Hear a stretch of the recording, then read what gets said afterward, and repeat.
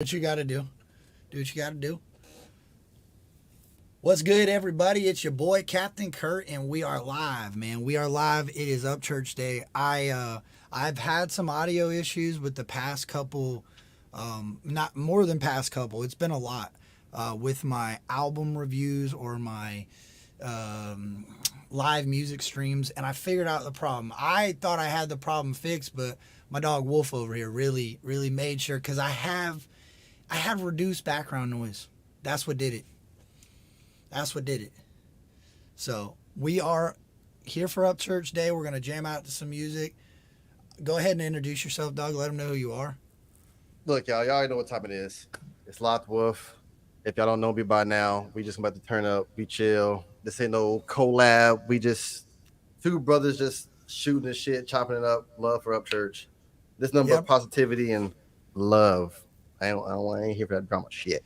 Hey, biggest part of that, bro, is I hold. You're a really inspirational person, and I'm gonna tell you why. You have a lot of. You don't just do like independent artists. You do what your Right. fans want. You react to music that people want to hear. You know what I'm saying? You do a little bit of everything, and you don't shy from what you want to do. You stay on this reaction shit, and I salute you for that, bro. It's you. Everybody's gonna have this form of entitlement to us because we're reactors. It's like they feel like because we do this for the people, we got to just be like, oh, okay, bow down. Yeah, dude, I do what I feel. I pay attention to comments, what people like. And if I vibe with it, I vibe with it. If I listen to it and I record it and I didn't vibe with it, I'm not going to put it out. I might put it out for my members as like a little behind the scenes thing, but I don't, I don't want to be fake. Right. There's some people you can see that when they react, I ain't about calling people out, but I watch their reactions. I'm just like, homie, that's not really how you like Yeah. you trying to beef that up because you just trying to get some traction. Me, I do all my reactions one take, raw and genuine. It's everything is laid out right there. You hear the fuck ups, you see everything that happens right there. It's not me clipping and that's like kind of my thing. Maybe because I don't want to learn how to edit because it's too Right. much. Right. But I'm like I want to give it to him raw because Pac was a big inspiration with that. Like when everybody tried to change Pac's voice when he recorded songs, he was like, "Nah, keep it raw. I want everybody to feel me, to hear the grit. So I want to keep it genuine and don't want people to think that I'm just doing this as another reactor." Yeah. Well, you know what's crazy, bro, is I don't do my reactions live. Well, sometimes I have. I record them, right? But when I record them on my phone and I hit record and that's it, dog. Yo, That's I it. saw that. Your shit. I gotta say this. I'm giving you your flowers fucking now. Last night, 3 in the morning, I fell into a Captain Kurt like rabbit hole. I know everybody watching, we've been there. I fell into a Captain Kurt rabbit hole, and then I started seeing where you were putting your description like it was done by your phone, like this was Yeah. recorded by your phone a lot. I'm like, I Yeah. got a whole fucking separate camera and set up on PC and shit. My man's out here looking crispier than anybody I've seen on his phone. I'm over looking at my phone like, hold on, bro, hold on. We don't have to set something up real quick. Bro, I Those appreciate it. shit's Like, crisp, man. it took some time to get to that, but I can't, like, I can understand my phone. I don't get this computer editing shit. So I get where you're coming from about not wanting to learn how to edit because, man, it's on the computer, it can be very time consuming, one.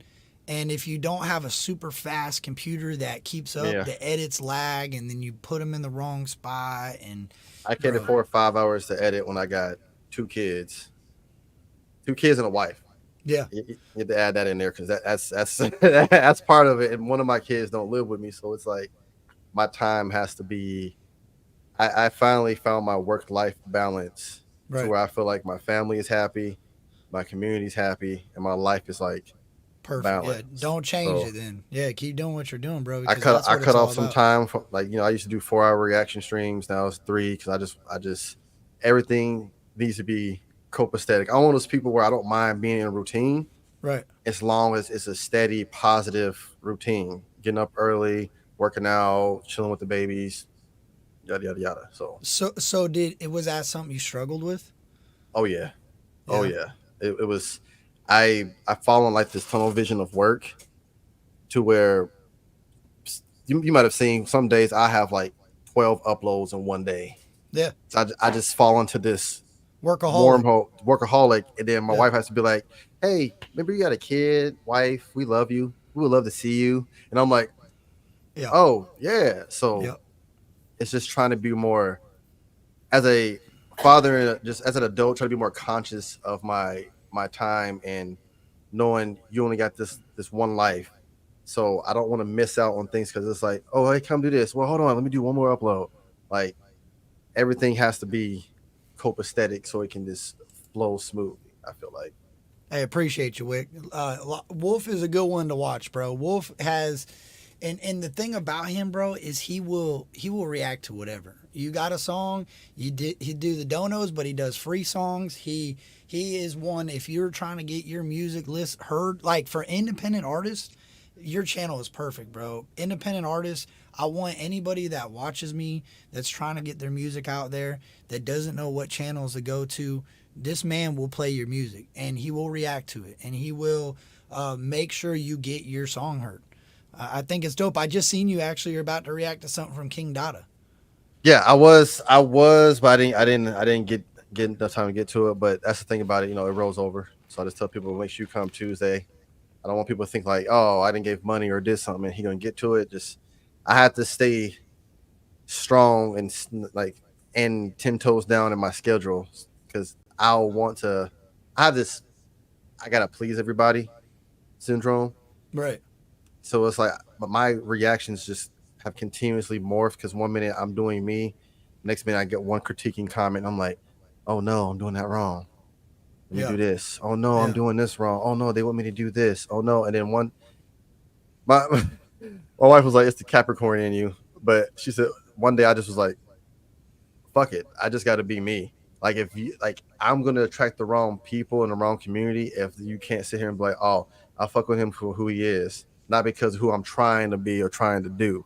I want you here for me and yourself, because you can probably agree with this, Kurt.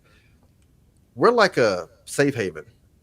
Yeah. You have a 9 to 5, but it's something about I can't wait to hit record and be in my own little bubble and shut out all that shit and just be amongst people that are like minded and positive. Because sometimes outside can fuck with you, and you come in here and you're like, Yeah, but it ah, works both ways though. I feel you on it, but it can go the other way. Like people can be just assholes on the internet, bro. They can really, you know what I mean? yeah, So it can make a good mood go bad, but it can also make a bad mood. I guess it depends on where you're placing yourself in the community. You're in a good spot, bro. You have I respect you a lot because you don't allow the drama to ever consume you, not even a little mm-mm, bit. mm-mm, And I think that's dope. And I'll say when I dealt with substance abuse issues growing up, and I was really dedicated to my drugs and my alcohol, right? mm-hmm. And I learned that once I kicked those habits, that my addiction was still there, but it wasn't to the drugs and alcohol anymore. Like YouTube became an addiction for me when I started doing content, bro. I was so dedicated to doing YouTube. I didn't care where I was, what I was doing. I was making content, whether it was editing, recording, something, bro, It was right? always on your mind. You was always thinking about it. And prior to that is when I found Upchurch, years ago, into my sobriety. I was probably 2 years sober, and I heard White Lightning, dog. That's what I heard. I heard White Lightning. I'll play it here in a second. And when I heard That's a that good track. song, bro, it was like, and I knew what Upchurch was. I listened to his songs, but that beginning, bro, that beginning of White Lightning, what Mm-hmm. he says in there, and that's my intro. Don't ever, man, I'm gonna fuck it up. But he says, once you forget who you are, you lose everything. You know Mm-hmm. what? And he says what? Man, I'm gonna forget it. I'm gonna tell you what it is, because I You can can't. condense it. Just paraphrase it. Well, I can't. It's not the. It's just the end. It says, fuck, man. It's the beginning of my intro. This is what's driving me nuts.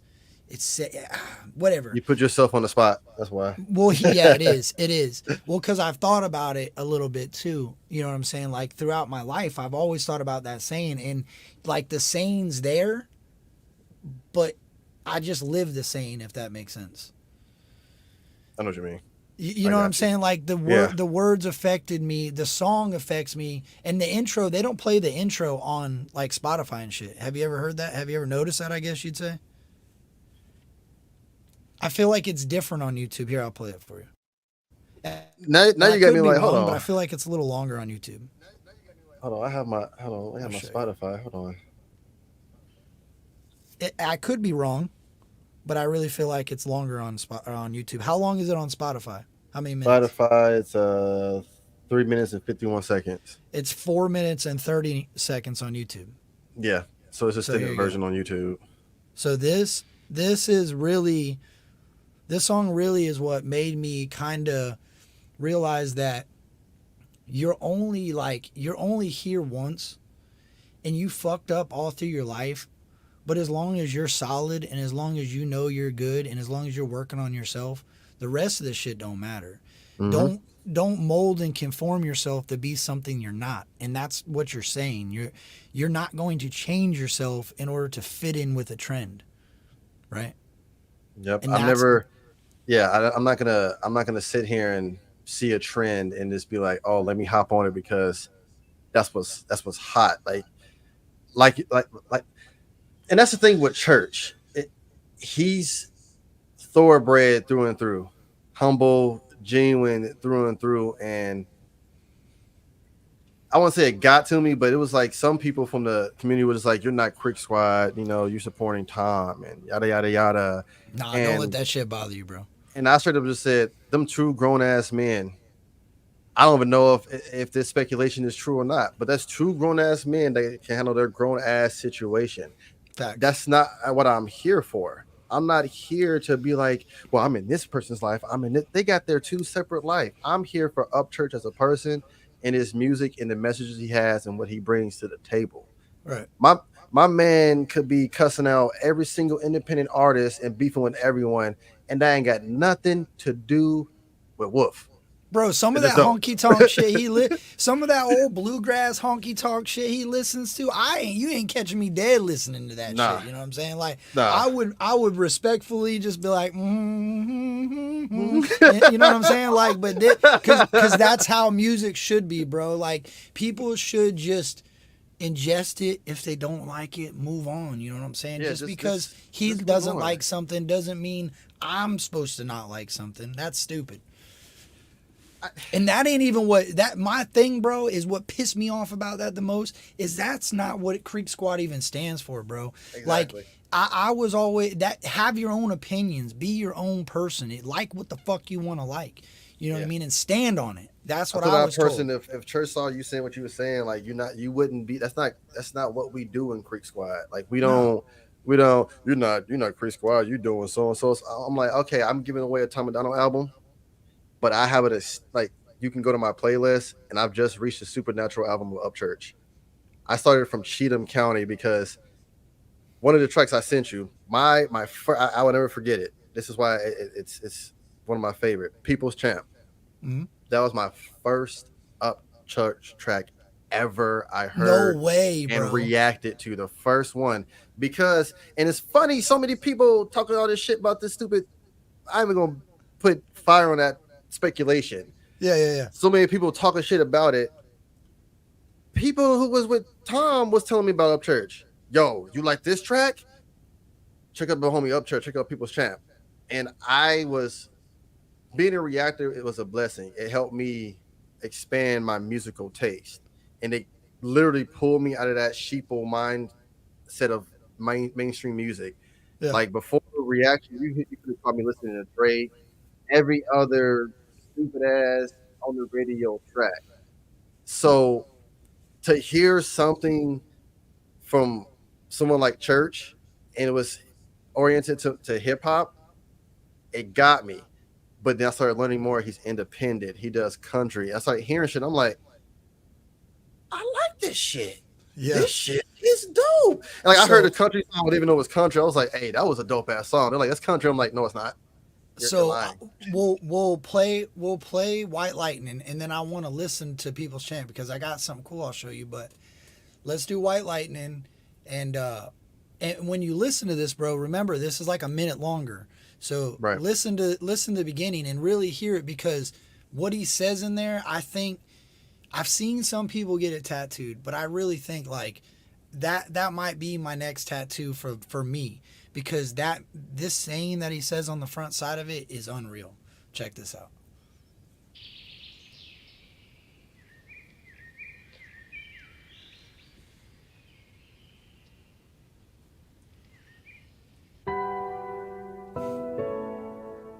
Some people go for gold, then lose sight of the shine.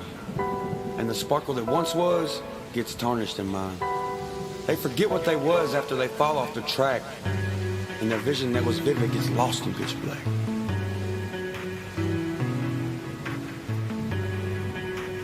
Age starts to take place like a bomb that keeps ticking, and they regret not chasing after it after they had the ambition. The ambition fades away like a red on a rose, and the regret sucks the life from everybody, I suppose. But my rose ain't red, it won't die but ain't fake. But when I die, I'll drown myself in these lyrics I speak.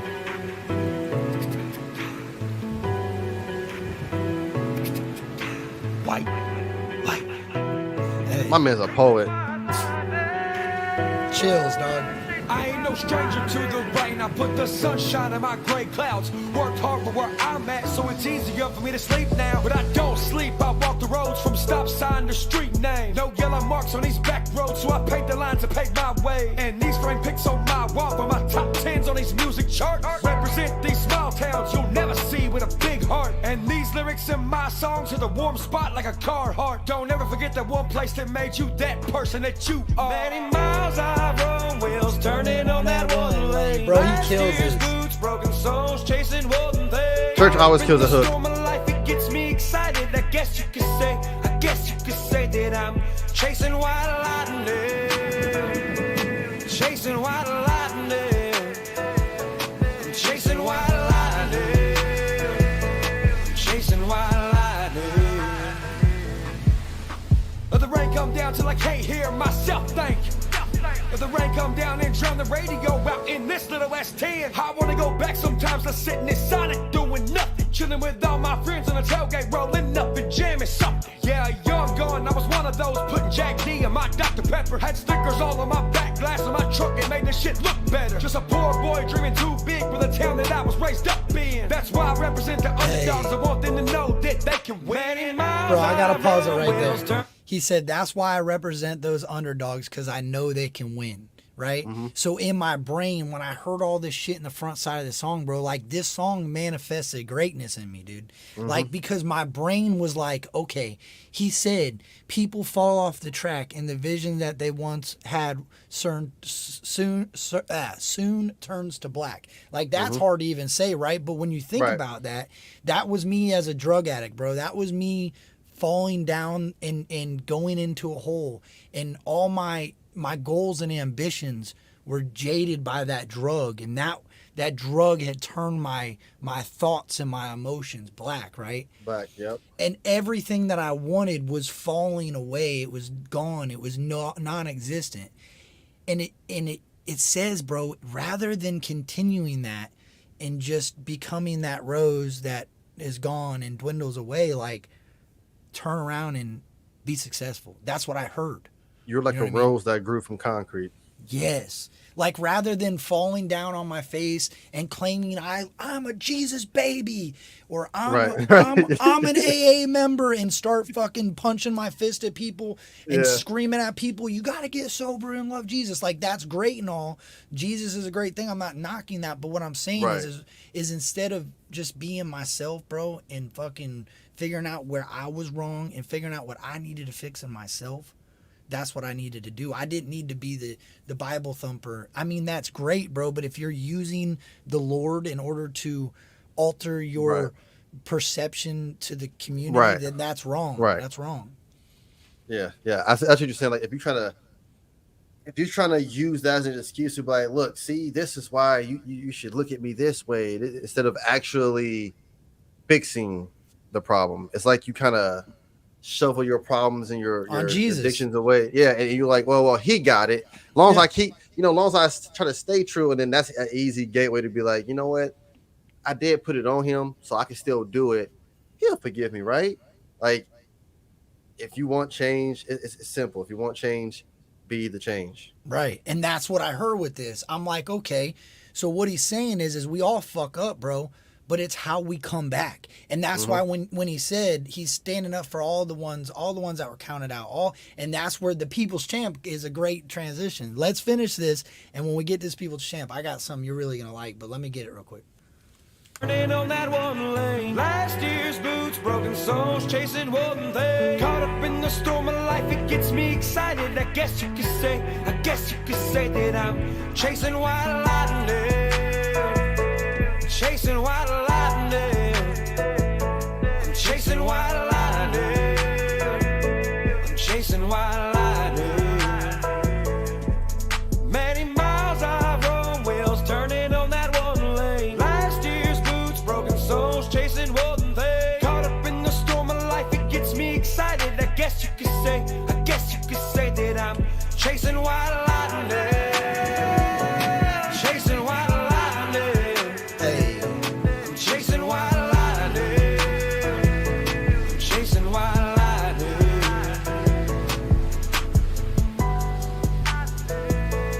Bro, Be Loose killed that video.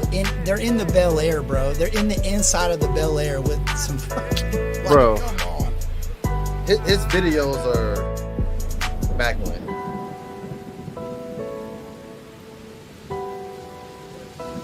And then he's burying... Oh, bro, it's crazy, like, the message in these songs, dude.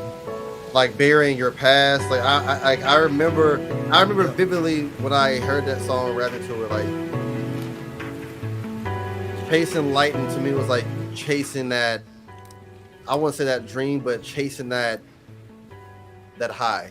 Yeah, it is. You're chasing, and whatever high it is, it could be a drug high, Evil Knievel type thing you got going on. Whatever high you got, it's like chasing that high to the point you forget who you are.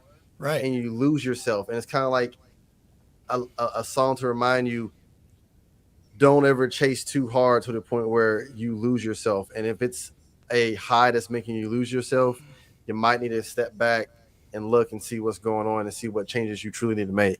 And that's why I started peeping. You can listen to church and take face value. You can listen to church. But do you think it could be a face high value? Yeah, but you could. I'm glad you pointed this out, because I was just about to say, do you think it could be chasing the high of success, or could it be the chasing the high of failure? Because some people like to fail, bro. Some people lose sight of their vision because they continue to fail. Depends on who you are, then. Right. I would say depends on who you are. Like if I would say put myself in Upchurch shoes, I would say he was in between both, chasing success, but then being scared of failure. Right. Because you've been having success. For me, it will be chasing success, because I've had friends in this business, whether it be gaming, streaming, music, and I had an issue with envy. That was my addiction. I was addicted to envying people, and I wouldn't say turning hate towards them, but just being like, pretty much a hater. Like, man, they got that. Yeah. It's my time. Why shouldn't I have that? And when you think like that and put that out in the universe and you move like that, you block yourself. You miss your doors. You're focused on them, and your door right here is opening for you to step through, but you can't see it because you're too busy hating on the next man. Yeah, I see what you're saying. Yeah. So I've changed up, and just, if it happens to you, it happens to you. It wasn't my time. My time will come. Right. Why hey, you let's say you get another one-on-one interview with church or something. Right. And I'm sitting here like, man, I busted my ass. Why am I not getting one? I don't think like that. I'm thinking like, oh, that's the homie. Good shit. I can't wait to see that live. Like, that's rare, good bro. Shit. That's rare. I know you pride yourself in that too, because most of the time I feel like people that have that envy, the reason they're never successful is because their mind's always in a negative mindset. Like, if you're constantly worried about what somebody else is doing and the fame and the success maybe that they're getting, it's always going to put a negative mindset on success in your brain, and you're never going to get there. And then what you put out, you get back tenfold. You know, I tell people, no matter your belief, because I used to say religion until I became mature enough to realize that's a man-made word. So I tell people, no matter your belief, no matter who you pray, whatever you do, it still comes back down to you having to be that genuine person and telling yourself, I'm fucking up. I shouldn't be doing that. And it took a lot for me. I had to see someone else envy me for me to question, like, why are you envying me for? I'm just chilling. I'm just doing me. And then it was like a click. I was like, I'm envying so-and-so. Yep. And they just doing them. They're just doing what's best for them. Yep. So if I just start doing what's best for me, it'll come. And delayed does not mean denied. Just because you do something now and you don't get anything that you want immediately, don't mean later on, 5, 6, 7 months, a year, it'll start growing roots for something. It's just a lot when it comes to everything. I remember a year ago, it was probably over a year ago, bro, when I shared the first post that it was probably going on almost 2 years now, to be honest with you. Because how long you've only been doing YouTube for about 18 months, right? Yeah, Yeah.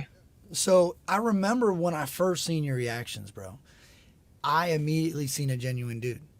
And I'll be real with you, I see a lot of folks, and I've been guilty of this myself. I've seen a lot of folks want the attention from Ryan, right? They'll see that he shared something, or he commented somewhere, or he was in a chat chatting with somebody somewhere. And I'll see people take their channel and drive it in a completely different direction to try to get his attention, bro. And one thing I've never seen you do was that. And I was in your chat the other day when he swung by, bro, and I was so fucking happy for you, dog. I was like, yeah, like my fucking brain blew the fuck up. You didn't notice it right away. It was on a delay, so you didn't see nothing. And then all of a sudden when it hit, you were like, it was the delay. My mic was messing up, and like, it was just timing because my mic messed up. As soon as I fixed my mic, as soon as your mic got fixed, you seen it. I was like, yeah. And I told people I didn't want to come off egotistical, but I manifested that shit. Yeah. Because I was That's on what my it's way about, bro. to Florida, and we were passing through Tennessee, and I turned my wife, my whole family into Upchurch fans, and we're listening to Upchurch while we're riding through Tennessee, because that's like the type of person I am. I'm like, hey, we riding through Tennessee, motherfucker. We got to play Upchurch. So we're playing Upchurch riding through Tennessee, and she's like, wouldn't it be cool if, like, he saw one of your reactions, invited you to Ghost Ranch, just wanted to, like, chop it up, smoke, chill. I was like, that'd be dope as hell. I was like, but I'm not going to try to do anything crazy to get his attention. I'm just going to be me. I don't tag him in my descriptions because I want him to get notified and come see my reactions. I tag him because it's a simple way, so when people see the description, they can click his channel and go support him. So if you don't expect it, then it's a genuine blessing that happened. Yeah, exactly. I didn't sit there and was like, hey, man, I expect Church to be sitting there. I've been doing all his album reactions. I'm still going to, man, hold on. I didn't do that. I was just like, yo, when it happens, it happens. When it's my turn, it's my turn. All right. Well, that's why People's Champ makes sense to me too, bro, because like I always say this. People that have never been through a struggle relate to Ryan's music. People that are going through the struggle relate to Ryan's music. And people that have overcome a struggle relate to Ryan's music. That's Ryan's music, yep. So that song, People's Champ, that's facts, bro. Like, that's facts. And you say this was the first song you ever heard from Upchurch that you first song. To. So for me, it was weird because I was just going off of what the community was telling me to do. Look, just do People's Champ. You will love it. But then it's kind of like with Ryan, you hear the track you need to hear with him when it's the time to hear it. So People's Champ to me was like a letter to myself of stop putting everything on your shoulders. Stop. Like, people think the people's champ is him actually being like, look at me, ooh, I'm a people's champ. No, it's about doing the shit that matters and that's necessary to the point where a lot is on your shoulders and people look up to you as the champion, and you can't let all that get on your shoulders and bog you down. You just gotta keep going and be true to yourself. Tell everybody, no, fuck all that noise, and be him. Like, I'm him. You gotta have that mentality. So people's champ to me was like, yo, Wolf, you him. Stop letting everybody this, that, and the third and make you respect lesser of yourself.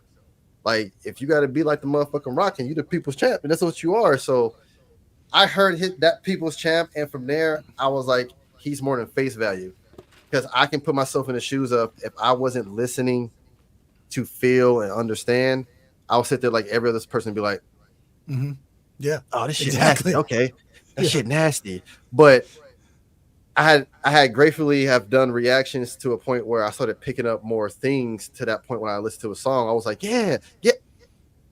What? Hold on. Yeah. Did he just reference some shit that I'm going through in my life, what I've been through?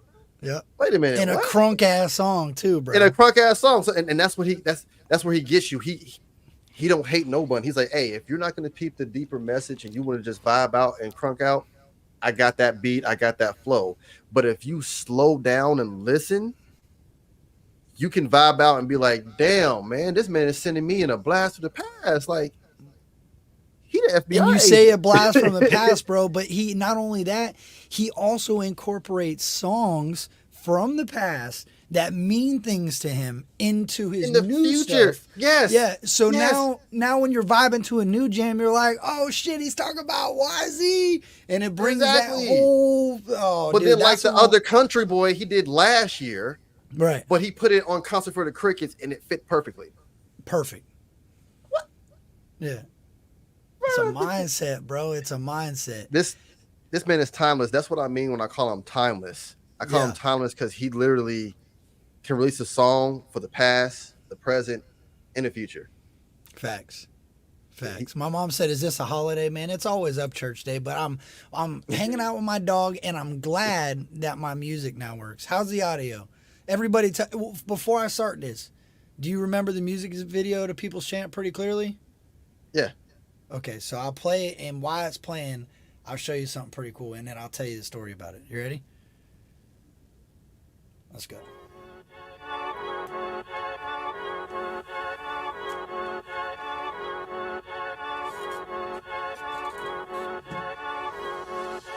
I'm a different breed, I am what you need. I just plant the seed and create MCs that grow up like me. NASCAR on TV, route for number 3. Here's a checker flag, let me grab a course and take a picture with this tote. That Sterling Marlin sponsors, only rednecks gon' know that. Whitey stomping rappers like a West Virginia toe tap. Sick as fucking, not rocking the hazmat or dumbass. Only rocking this Caucasian band. Bro, I got this. Yeah, whip that thing like a brand new Hellcat. Drilling holes in the game like a stuck thermostat. Don't act like you won't come back. If you reaching from the doormat, you say you want a feet. Here's 2. That's Where the dope as door at? fuck. These rappers fake working, they ain't never had a sword back. Looking at a hammer and nails like it's an ancient artifact. Raps are art, in fact. If the goals are back, prepare to get slashed. Hope the doctor used the hemostat in med class. Oh, damn, I'm the people's champ. I know what they saying, but Hey, that's dope. That's dope. I'm watching the video on my screen right now. yeah, I got the stamp certified. You seen him in the front? Yeah.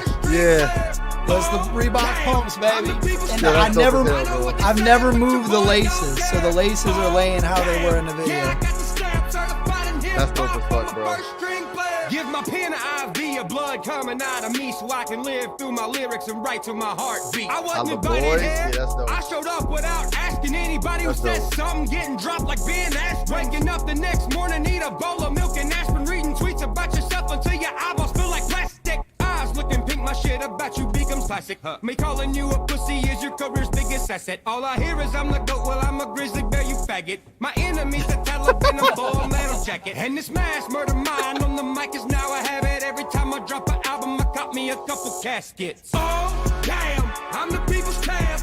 I know what they saying, but your boy don't care. Oh, damn, yeah, I got the stamp certified in hip hop. I'm a first string player. Oh, damn, I'm the people's champ. I know what they saying, but your boy don't care. Oh, damn, yeah, I got the stamp certified in hip my balls. Imagine if I didn't like you and I popped me a couple of Adderall. Behind me, no lateral. Hail Mary faux show. No end zone going down white Tupac shuffle. And you won't have to miss me, cause the bullets always miss me. My this ain't a freebie. Cost 100 racks for you to eat my debris. And good luck to the mainstream. I seen that you tried to dub me, but there's only one Tennessee nominee, and I'm that honky. And for the record, if I was Morgan Wallen, I'd tell the label, check the wallet, remind them who makes the dollars for him. No, I don't dislike him. If anything, I got his back. Even if he said cracker red, his skin was pitch black. Oh, damn, I'm the people's champ. I know what they saying, but your boy don't care. Oh, damn, yeah, I got the stamp. Certified in hip-hop, I'm a first-string player. Oh, damn, I'm the people's champ. I know what they saying, but your boy don't care. Oh, damn, yeah, I got the stamp. Certified in hip-hop, I'm a first-string player. Yo, that goes, yeah, bro, that goes so hard, dog. So listen, this is how cool Creek Squad is. Like, this is a very dope story about this shoe, right? That shoe was in the People's Champ music video. Yep. I met a dude on the internet from Creek Squad, my dog Brady, right? Brady lives in Oklahoma. If you remember, a long time ago, Upchurch went out to Oklahoma and sold some strains, Daily Grapes, and there was another one that he had. And he was there. He was signing hats and shit. He had, he was at like a meet and greet at the dispensary. Well, when he was there, Brady gave him a bunch of badass Pokemon cards because he knew Upchurch collected Pokemon cards, right? Well, Chad Shepard, which is Ryan's old, I don't know what he was. I think he was a manager. He and Brady became pretty good friends. Well, Chad had those shoes from the music video, and he broke Brady off with the shoes. He signed the other shoe, because I only have one. He signed the other shoe, Chad Shepard, whatever, and gave him to Brady. Well, my dog Brady, me and him became really good friends, and he was like, hey, bro, you want the other people's champ shoe? And I'm like, shit, yeah, dog, for sure. And when I went to hang out with Ryan, I brought the shoe with me. I'm like, bro, look at this thing. And he's like, oh, my God, that's badass, dog. I said, these are the right ones? He said, oh, yeah, those are the original pumps from the video. And I'm like, no way. So he grabs it, fucking autographs, and I'm like, yo, this is badass. So my homie Brady was such a giving person, and he had 2 tennis shoes. He gave me one of them, and now that is like a prized possession to me. Like, those gifts are some of the best, most cherishable gifts I have. You know what I'm saying? Like, Bro, yeah. I already told my wife. Especially with the story behind it, like it makes it mean like a lot more too. Well, if they're, if Ryan, and I believe he will, ever gets to the point where they recognize him in music, when I pass away, if my kids don't want them, which I think my daughter might, I want them to go to some sort of music museum. And if there's no such thing, if Ryan has kids, I want them to go to them. If my kids don't want them, I want it to go back to his, you know what I'm saying? Go back to the estate. Yeah. Yeah. I want them to forever stay around somewhere. You know what I'm saying? It's insane, bro. Like, that's what that music shit does, bro. Like, music changes people. Music builds friendships that I never knew was possible. Like, I never would have thought that music would have helped me to meet people like myself, if that makes sense. I always thought it would be games. I'm just a heavy gamer, and I'm never gonna I'd rather navigate the reactor world than navigate the gaming world. Like that, I'm doing both, and that's just a big headache. But music has arms that have no destination. It reaches every and anyone the way it should, whether it's negatively or positively. But sometimes we've all had this moment where we're going through tough times. Mental is just not where it needs to be. And we hit shuffle or just go into a store, some random place, and it's that specific song that just pulls you out of that funk because you needed to hear it at that time. Music is nothing but vibrations and frequencies. Right. And if it hits you to a point to where it takes you out of a funk, it was meant to reach you. I'll see your chat. Oh well, shit. What up, Mike? Yeah, no doubt, bro. Like, okay, so me and you share this in common. I grew up around country music, but I didn't like yearn to listen to it. Like I wasn't listening to it. I knew about it.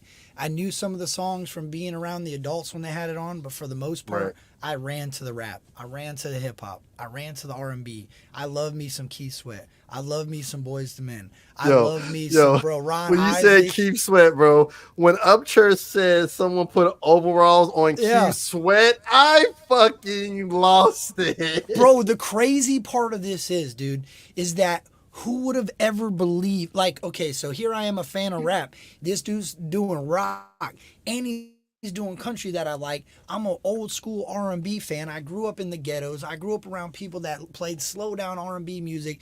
They would get on a Sunday, bro. Forget about it on a Sunday, bro. That's all you heard is R&B, right?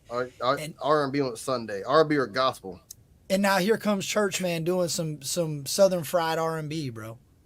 Yo, I like that Southern Fried R&B. When you said that, yo, I was like, hey, Southern Fried R&B. I mean, think about it. That's, He's got the voice for it.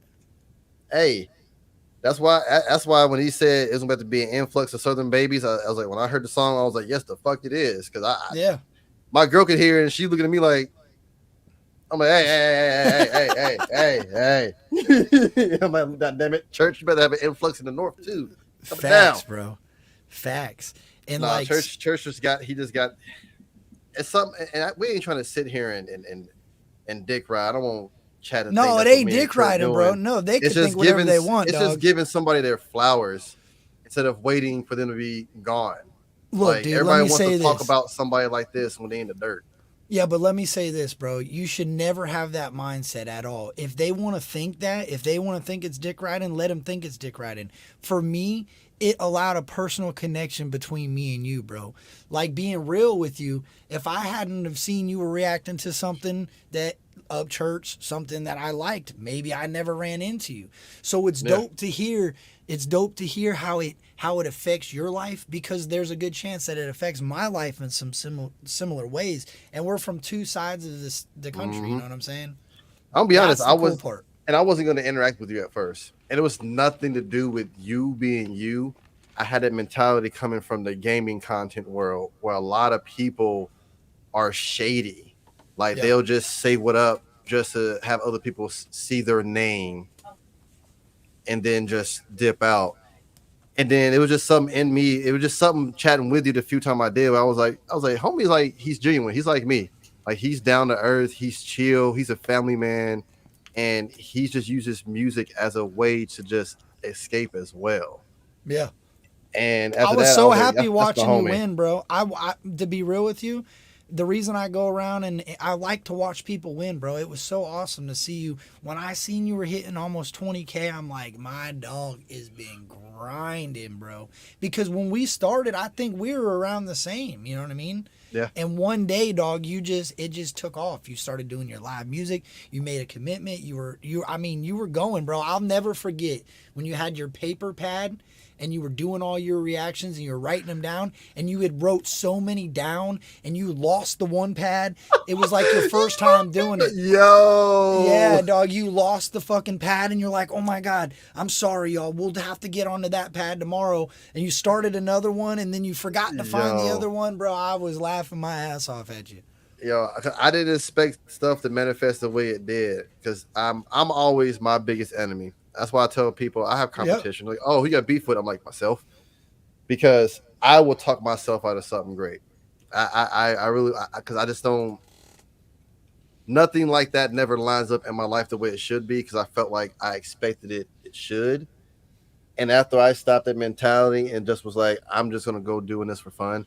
Like when people want me to write to their stuff, I let them know I'm not in music heavy as a producer. Like don't expect me to critique it like I'm Timbo or something. Like I'm just a lover of music. I'm gonna tell you my personal opinion of what was off with the song, or you might give me a song. I'm like, hey, that shit was dope.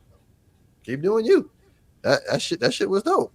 But when I first started watching your reactions, I was more on the side of like, how does this man not have more attention? I don't like to say subscribers, because that's putting a number on somebody, Right. and everyone is more than a number. But I'm like, how does this man not have more attention to him? And then I realized, I was like, he's genuine.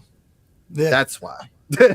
like we're always the slow feed the fodder in a sense, because people, they want genuine, but they want that genuine over the top dopamine. You know what I mean? That oh my god. Yeah, I could have. Well, not only that, bro. Like I can't do Dottie from Wild Thornberries. I'm not going. I can't. Well, not only that, I could have dropped it. I could have stopped doing these independent artists that I believe in, right? And I could have ran over to the mainstream, and the mainstream would have gave me views because they get views, right?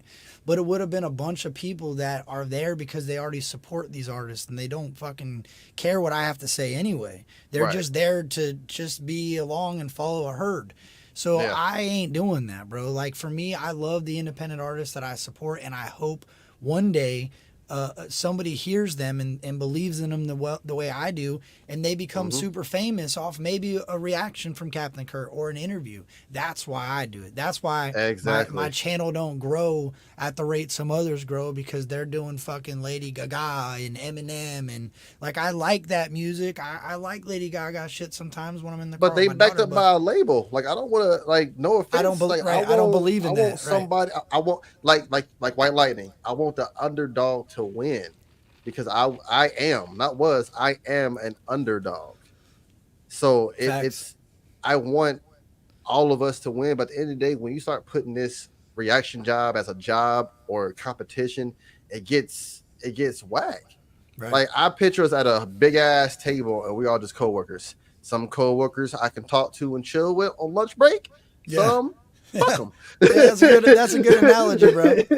You know, and then I got the occasional one who come through. Hey, let me bum a cigarette real quick. You know, me personally, I don't smoke cigarettes, but you know, you might want to come through a little bit. You're like, all right, what up, man? But or you got that guy where you're like, hey, everybody, hide your cigarettes. Here he comes. Hey man. If I have a few mainstream people I react to, that's just because that's just what your supporters who I bump with. No, honestly, who I bump with. I don't even know mainstream wise. I really don't even know, and this might sound bad, I don't know what my community likes mainstream wise. Right. Because I trickle them in because I want people to just know more about Wolf. But mainly I want independent artists to be reacted to, whether you're on the independent Mount Rushmore or you're just now starting off. Oh, I see. I got you. Okay. I want you to, like you said, I want to react to somebody and somebody put somebody on. They're like, oh, I like this person. And now they're getting more traction because Loccd Wolf reacted to them or something like that. But mainstream, I don't really like mainstream. After I started getting into independent artists and listening to their music, it's the same recycled mind zombie bullshit. You know, they make seem like doing my 420 is bad. Smoke some weed, take 50 combination of pills that will actually kill you, but I'm a fake like it's gonna keep me alive. Half the shit y'all saying y'all popping, a motherfucker will be in the ER in 2 minutes. Facts. like, and it's the same shit. I'ma get a big booty, bitch. I'ma drink. Let's talk about what the fuck's going on in the world. Let's talk about how shit is. How did I say this? Because I know YouTube is YouTube being ran by other shit. Right. Let's talk the independent artists who can make me think and make me have to pause a song and be like, did he just say what I think he just said?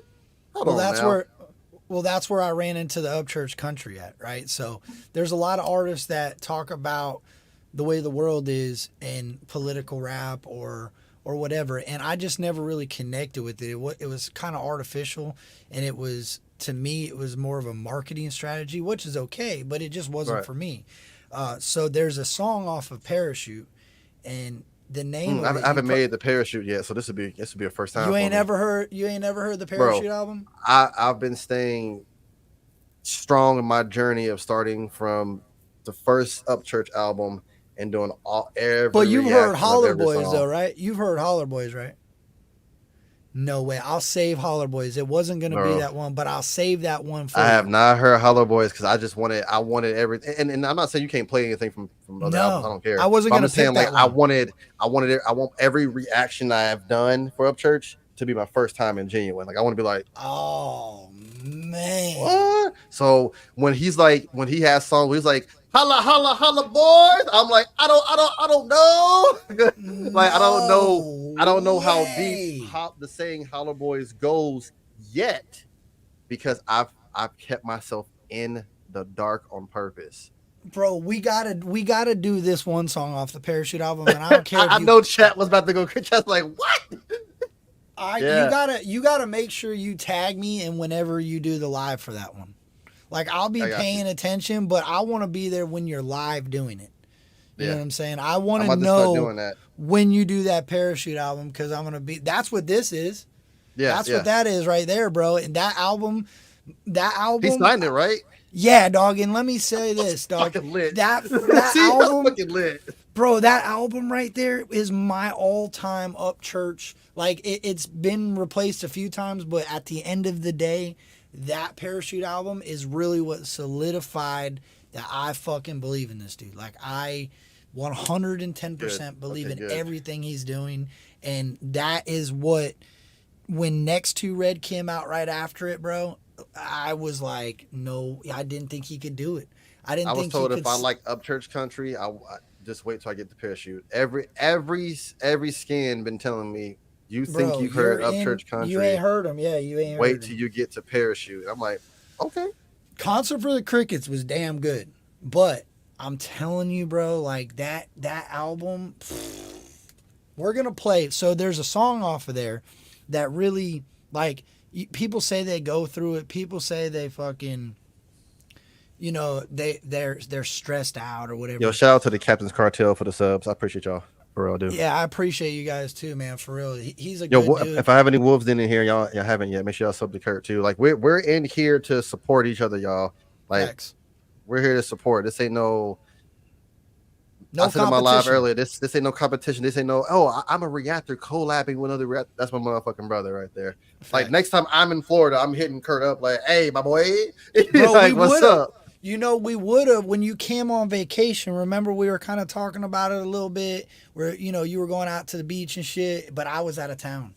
So we were kind of like, wasn't you going to Tennessee to go to some landmarks? Yes, Upchurch landmarks and I was stuff? going like, you to went Tennessee. To the bridge and everything. Yeah. Yeah, and you were coming to Florida. Yeah, we was doing, Yeah. And you went for your family vacation anyway, dog. So I was like, I'll let this man enjoy Florida. You know what I mean? Oh man, that's our 6th year there. That's our spot. We've been there every year. That's just our spot. You could have came through. It's mainly my girl's birthday vacation. This year around, we just got a kid now. So listen, so like we talked about, neither one of us are really a fan of country music for the most part. Like, I like it here and there. You don't listen to it. You call it, what do you call it? What do you call your country music you listen to? I can't even describe honky tonk. No, you said it. No, you said it earlier. The country, when you listen to country music, what type of country music do you listen to? Oh, the achy breaky heart shit. The Upchurch country. You call it Upchurch country. Look, hey, I got some good shit. Upchurch country. Upchurch country. Yeah, it's Upchurch country. I listen to Upchurch country. That's my community. Try to be like, here's some other country shit, and I'm kind of like you said. I'm like, okay, all right. And I get the Upchurch. I'm like, okay, I bet it. All right, so this is Some Days, and this is on. I think this is like, it's actually number 8 on the track. You ready? You're gonna like this one. Yeah, and the reason this one hit so hard to me is because it opened my eyes up to a little bit of what he goes through, if that makes sense. Like, not goes through as a superstar, but as a person. It's kind of like Concert for the Crickets when he said he was gonna give us an insight to his. Yeah, I guess, but it's you'll hear it. It's a different. Okay, it's different. Check it out. Yeah, play it. Some days I don't wanna wake, I just wanna bake. I don't wanna wait till my mate roll me up a J, fill my room up with the smoke, so you can't see me when I'm at my low.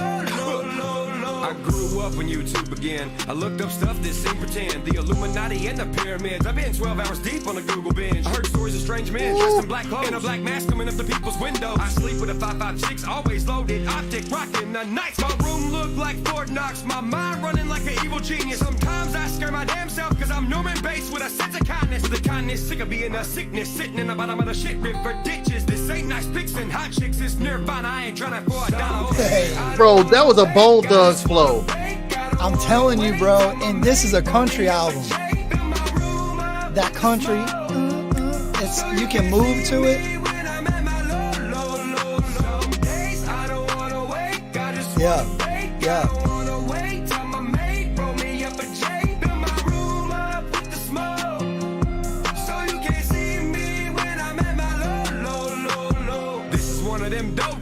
Bro, you hear what he says? Fill my room up with smoke so nobody can see me when I'm at my low. Instantly, when he sang that hook, I resonated with it. Because everything, I'm proud to say now where I am in the present, my life is good. Like, I'm not going to say like, oh, my life is so, in my perception, wife's happy, kids are happy, like life's good. But I've been through past shit where I've smoked my brain off. I've closed my door and got my room super smoky. So to hear him say I got my room super smoky, so you can't see my low because I was at my low and my crutch is Mary Jane. Yeah. As we're sitting here smoking, right? We're both smoking, and when I heard this, I'm like, yo, this is country. This is I'm a fucking country fan then. Yeehaw! Like, you know what I'm saying? Yeah. Bro, because growing up in hip hop, you know, you had Willie Nelson and shit doing country music, talking about smoking weed, but no Willie shit was hitting like this with me being 36 years old and grow up on Tupac and all that. Nah, that wasn't hitting like that. See, people expect me from the South. They're like, oh, you heard all them? Like, no, like you said, I heard Nas, KRS-One, Pac, Biggie, like all R&B, Keith Sweat, John B, all them cats. Like I can't even be like, I didn't hear and name an artist. I don't even know a country artist that I can name right now besides like the Highwaymen, like Johnny Cash and them. Like, I know the OG Rebels, but you can't play me somebody running up like, you know this Wolf? Hell no. Yeah, you couldn't tell me who's trending on Spotify in the country artists right now. Now you play Upchurch. I may not have heard the Upchurch song yet, but I'll hear that Upchurch voice and my ears will perk up. I'll be like, we're playing Upchurch? Hey, you heard any of his songs that he's got with that dude Kelso a long time ago? I could send you some older songs. You might have never heard them. I heard two of them. Well, hell, bro, you ain't even heard Holler Boys yet, so what am I talking about? Let me hit play on this. There's a whole bunch of shit you ain't heard. Bro, I'm legit all the way up to Supernatural. So put it like this. I'm up to Supernatural, but I've heard everything new that's came out. So everything he's like push out that's new, I react to. But so you got River Rat, Creaker 2, Parachute, Hooligan, Everlasting Country, High Diaz, Mud to Gold, DJ Cliffy Presents, Upchurch Remixed, Same Old, and you've heard People's Champ album, right? Mm-hmm. Not the album, just the song. Y'all, you gotta go sub to this man, bro, because you might be one of the last reactors that I fuck with that ain't heard Upchurch like this, bro. And it's not because I don't choose. I want to stay blind because I want to support this man on every. Like when I heard a few of his songs, I made a decision. I was like, I'm supporting him. I'm starting from the beginning. I want to see his evolution. I just have to. So I'm on Supernatural. That's the album I'm on right now. Bro, you know what was crazy, dog? You know what's even crazier to think about is I loved watching The Oven. You did with The Oven with Demon Jones. I love that whole album that you did, right? And your support, bro, you do really love this shit. Like, I love that about you, man. I appreciate that, man. All right, But you do too. Yeah, so that's why we here. That's why we here. Facts.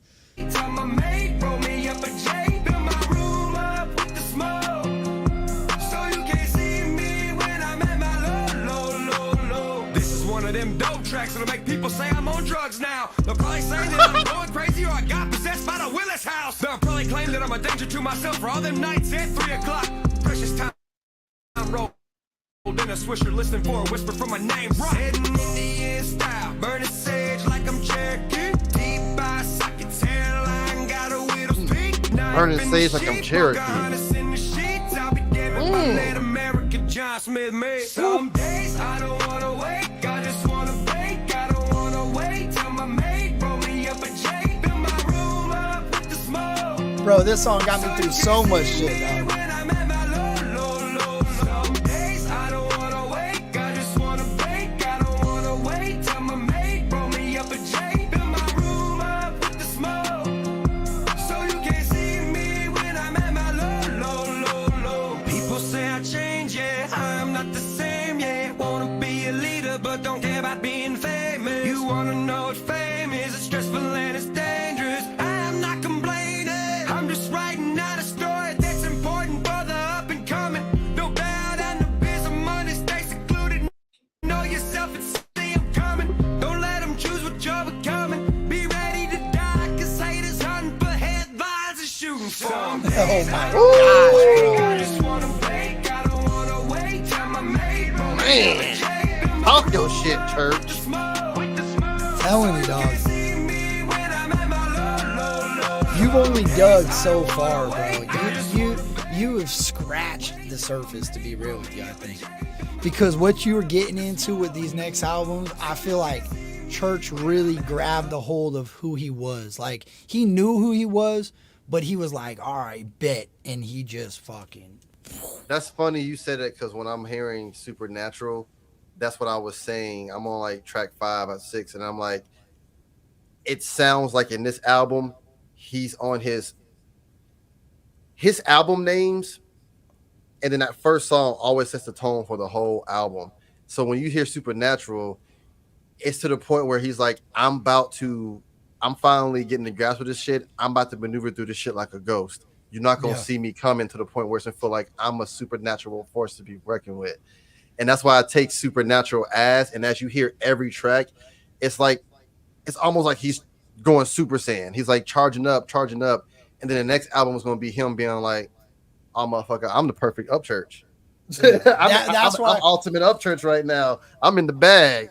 That's why I think it's so dope, bro, especially after we do this now watching you finish these next couple albums, I think it's going to be something special, because now I think and maybe you'll see it more. I've seen sometimes where Creek Squad will kind of get in there and flood and show you some support, but I've really never seen them like push at you to where you're like, oh my gosh, bro, it's like, it's such a beautiful thing when they get a hold of you and they're like, yo, I appreciate you. I've seen people in the chat, Sasha, they appreciate you being a fan and not hearing this shit, bro. Isn't that dope?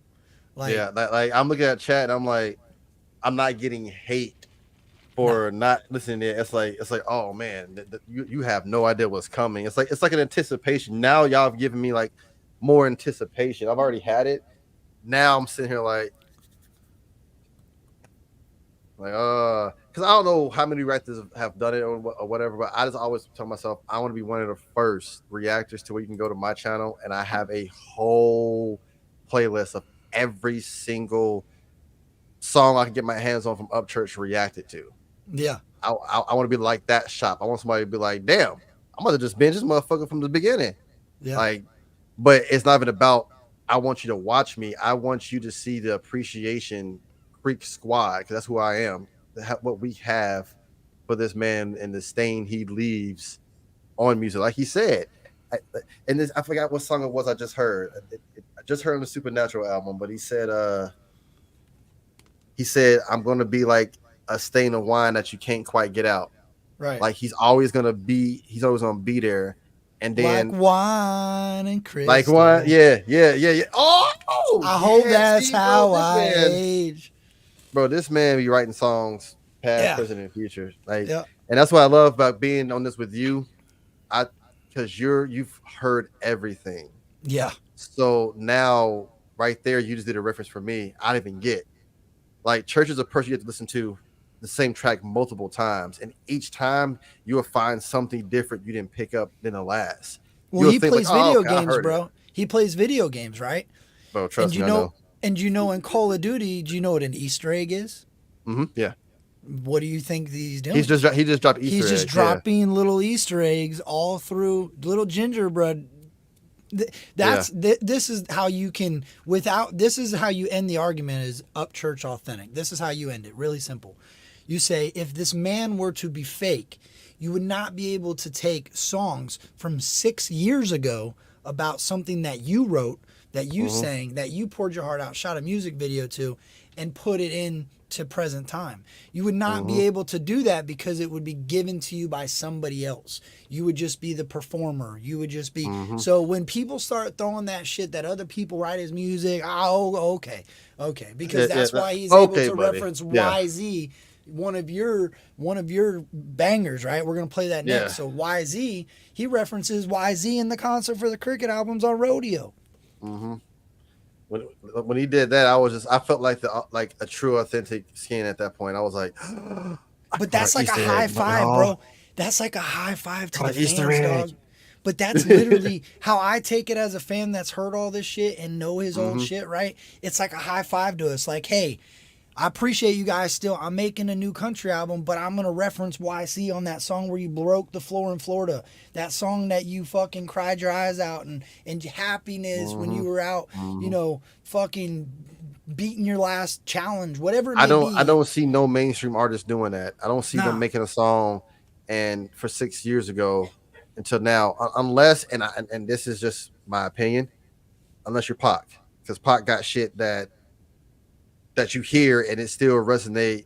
Like anybody to this day, if they have an issue, they play Dear Mama, you're gonna break the fuck down. You're right, exactly. You're just gonna break the fuck down. And Church have certain tracks. For me, like the tracks I gave you was just I'm feeling right now.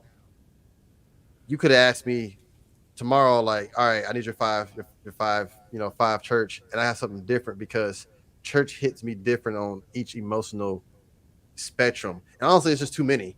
It's too for you to tell me my 5, that was hard.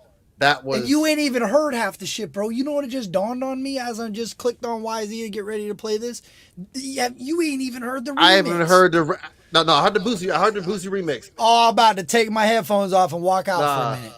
I heard the Boosie remix. Okay. The Skins got me together. As soon as I dropped that reaction, they was like, my dog, you're not gonna miss the Boosie remix. I'm about to throw my headset out of here, bro. When that name popped up, that's when I had ultimate respect for Church. I had respect for Church, but it was in the sense of that was my favorite artist, bro, as a young cat and growing up around hip hop. Yeah, bro, I would be swerving on I'll be driving down my street swerving from curb to curb, bro, as slow as I could. I love that music. With Church though, for a deeper level to me, I'm gonna take it deep real quick. The signature Wolf deepness. It was the color ish, the color.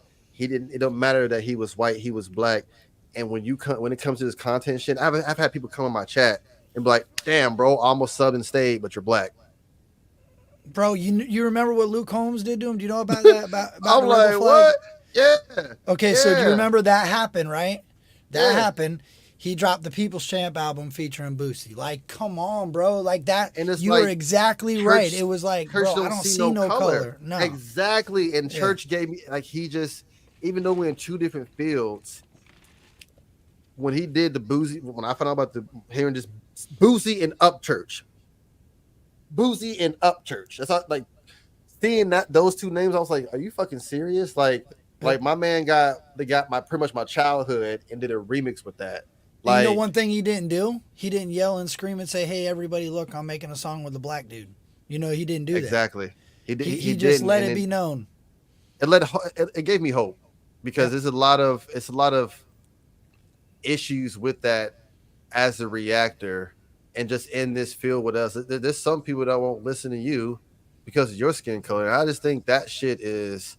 You know who Burden ridiculous. Is? You know who Burden is? I was in a stream a couple of weeks ago. It was like 3:00 in the morning because I work nights, and they were listening to a bunch of crazy ass shit, bro. And I slid in there, and I sent the dude a song. I sent him $5 on a Cash App. He ignored my song for the longest time, and I'm like, what the fuck? Why is he just skipping over me, bro? I mean, he was doing free songs over me, and he puts Burden on. He starts like bobbing his head a little bit.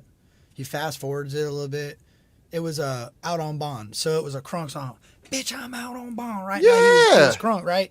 So he's playing it. He turns it off halfway over and says, "It would be dope if this dude was a black dude. All right, it'd be dope if this guy wasn't white." And I'm like, what? I'm like, no way, dude. Like, Yeah. it gave me like, because I never really, like, being from Florida and being around every type of people, I don't really see that shit around here. You know what I mean? But who knows? This dude was from California and maybe it's different over there. I can't speak on Yeah, California. see, it like Yeah, it would be Church dope for if me he was broke. black. He That's broke what they'd it. say. Yeah, and that's why I don't understand. Like, music has no color, and if anybody literally showed me that, it was Upchurch, because I still, as a human, have a flaw of judging a book by its cover, and I wouldn't go to as far as be like, oh, I was calling him a country bumpkin, but hearing Upchurch, I'm like, all right, my man's country, like he's country to the fullest. While I grew up, I'm not gonna expect him to do a song with Boosie. I'm just not. Right. So when he did, it was like the utmost respect, because how I grew up, sadly, it was like, nah, country music's white people, metal's white people, rock's white people, blah, blah, blah, blah. It took me playing sports games, Rock Band, Guitar Hero, for my taste to open up. Like, Right. oh, man, I like this shit. I like this Because you don't know what it is. It's ignorance is what it is. Right. It was ignorance. How I grew up, Yeah. It was like, you don't listen Not to in that a bad because way. if It's just an ignorant because you don't know. If you don't know, that's a form of ignorance. Right. And then my childhood was just, you listen to that. That's not what black people listen to. We Right. don't listen to that. Right. Bro, I So remember when Holler Boys, this is something for you to know though, because when Holler Boys came out, there was a little bit of a controversy in the song. And I remember it. It wasn't very big because it got snuffed out quickly because you could read the lyrics. But there's a spot, he says, neighbor. And when he says neighbor, it because of his twang, it flirts with, Right, you know what I yeah, mean? You right, could construe right. it if you're mainstream, and you could bend it and say, oh my gosh, he said that. And if once you react to it, go watch some of the Holler Boy reactions that are the negative ones, and you'll see what I'm saying. These people will just bend and twist whatever they feel is important. And then church came and broke the internet and said, fuck a country song, nigga. So Yeah, bro. Yo, and I when loved every bit of that. Bro, when he did that, you seen the Grinch, right? The old school Grinch. My heart got big like that when I heard it. Like, everybody expected me for some reason to be the type of like, whoa. Did he just? Nah. As someone of color, I was like, man, he fed the fuck up. Fuck a country song, nigga. Like, I'm tired of this shit. Like, I was hyped with him. I was like, hell yeah. Because how he grew up around black people. Yeah. But he has not that many around because we not really in the hollers like that. Like, we not really, that ain't, some of us are, but where I am, we in the sticks. My grandma's street is dirt road and red straw. That's about it. So when he blend that shit, it was like my utmost respect for Church as an artist who can sit there and be like, you guys are putting a stamp on country and a color on country. You can't, because I'm a country artist who's reaching out to so many various people. You can't stamp and that's one of the hardest remixes I've heard. It's dope that you took it that way, right? Because I was kind of worried for a few reasons.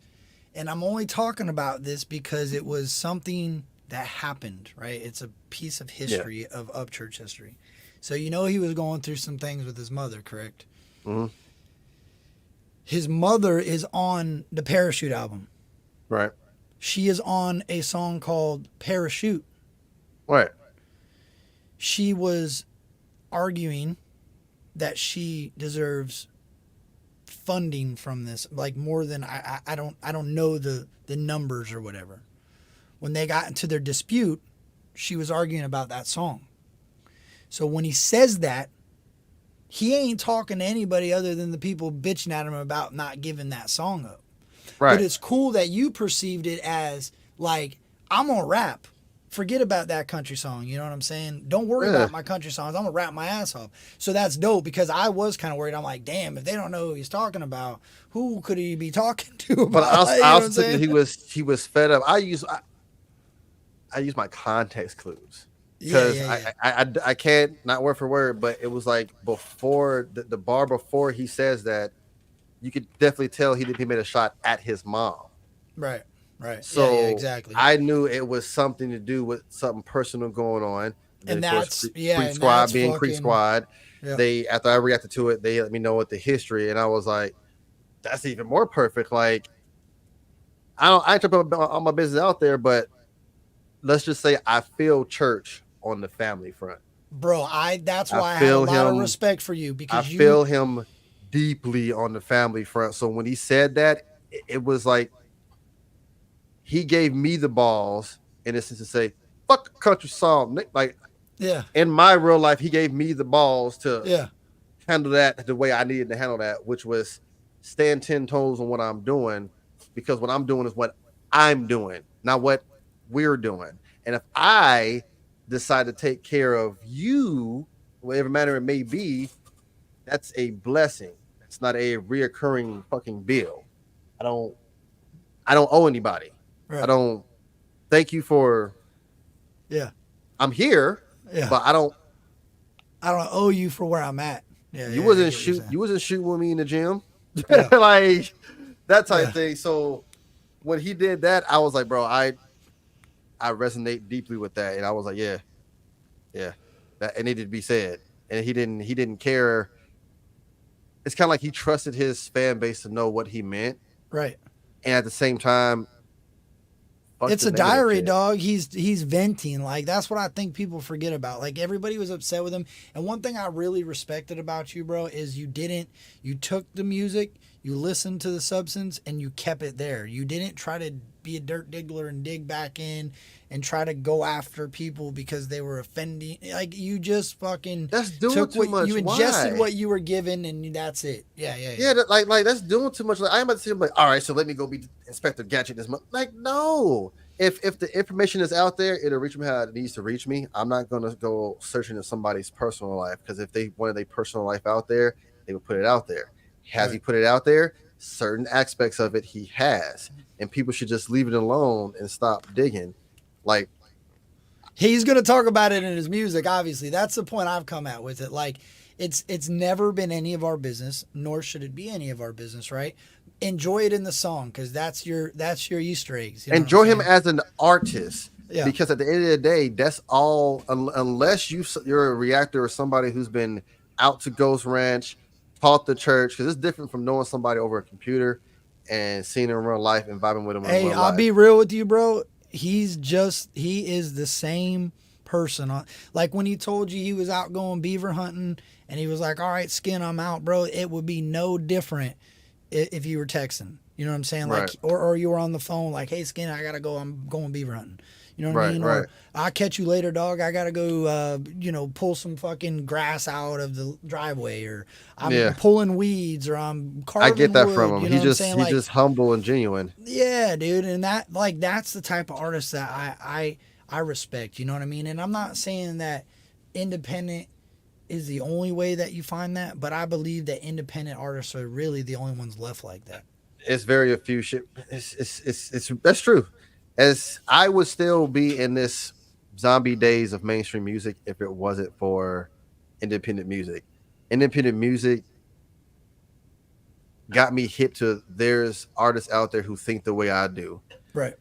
Whether it be conspiracy theories or what the world is going through, like there's artists and it's independent because mainstream don't want that.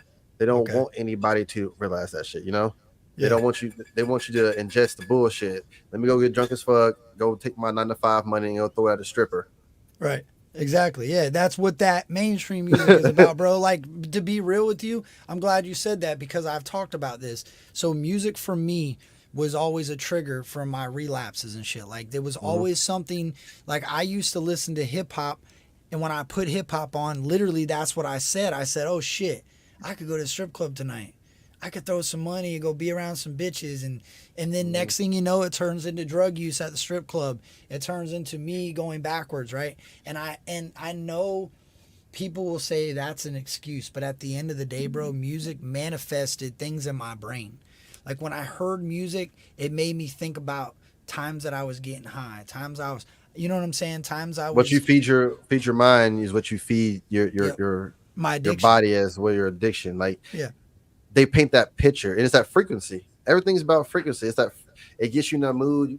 You're like, man, I want to go to a strip club. I want to get it. I want a whole ounce. I want to roll that shit up. I want to do this. I want to do that. Next thing you know, you're spiraling. That one night got you spiraling, and then not only that, now you're buying pills. Now you're stepping to the next levels, right? You're not doing what you know you should be doing. And it's not, the music didn't make the choices for me, but the music allowed me to make the thoughts. You know what I'm saying? It made the thoughts, and it made you feel okay about it, because it's like, if they're talking about it, they're going through it, and they're just perfectly fine. Right. So I'm gonna be fine if I go out. Like, yeah, like it has no substance no more. They it seems like, and my one of my homies said this to me, and it made me go like, he was like, anybody that's real or shows traits of independent artists and mainstream, they either make them go broke or they kill them. Right. And I was like, oh shit. He's like, think about it. Half of our independent Mount Rushmore that we would put all of our favorite independent artists up there, if we put them on mainstream, because they're talking about too much of the shit they don't want talked about. There's plenty of mainstream artists. Like, dude, look at LL Cool J. He was locked up in a deal for like 10 albums. He had to have like 10 platinum albums before he could start making any new money. That dude 10 was platinum albums and pay back royalties. Yeah, and he was almost like, he was pretty much slapdag broke when he decided to continue making music. And now I think he's just now starting to live back that decent life, because he signed away. I mean, I think that is the worst contract in the history of music, and he made it out, but not many people have ever made it out from something like that. Yeah, like Pac died broke. People don't understand it. People are like, how did Pac die broke? They showed it in the movie when he was like, all right, I did my last album, I'm done. And Sugar was like, that watch you wanted, that car you wanted, all this and that. How you think you got it? We fronted you the money for it. Even though you did your contractual obligation, now you got to pay back money. And that's all they do. And it's like, I have some respect for certain mainstream artists who do talk about actual things that have substance, and then you can tell they're stuck. Like, you can tell through their music they're stuck, and you're just like, damn. Yeah, but not only that, think about this, bro. Think about this. Imagine if you're a rapper, right? And you don't got money to be in the studio, and all you got is this broken ass mic in a closet, and you got a little mixer, and you're doing, now you got this dude, Ryan Upchurch, with 3 million subscribers, talking about, no, it's okay to stay independent. It's okay to make your closet music. It's okay to outsource and try to fucking get better, and that's okay, bro. He's literally standing up for everybody trying to come up, bro. He's like the training wheels. He's like the training wheels to some of these people. The Jedi Master to some of the Padawans. He's like, facts, bro. You can do this. Trust the process. A lot of people have an issue trusting the process, because trusting the process includes falling and failing.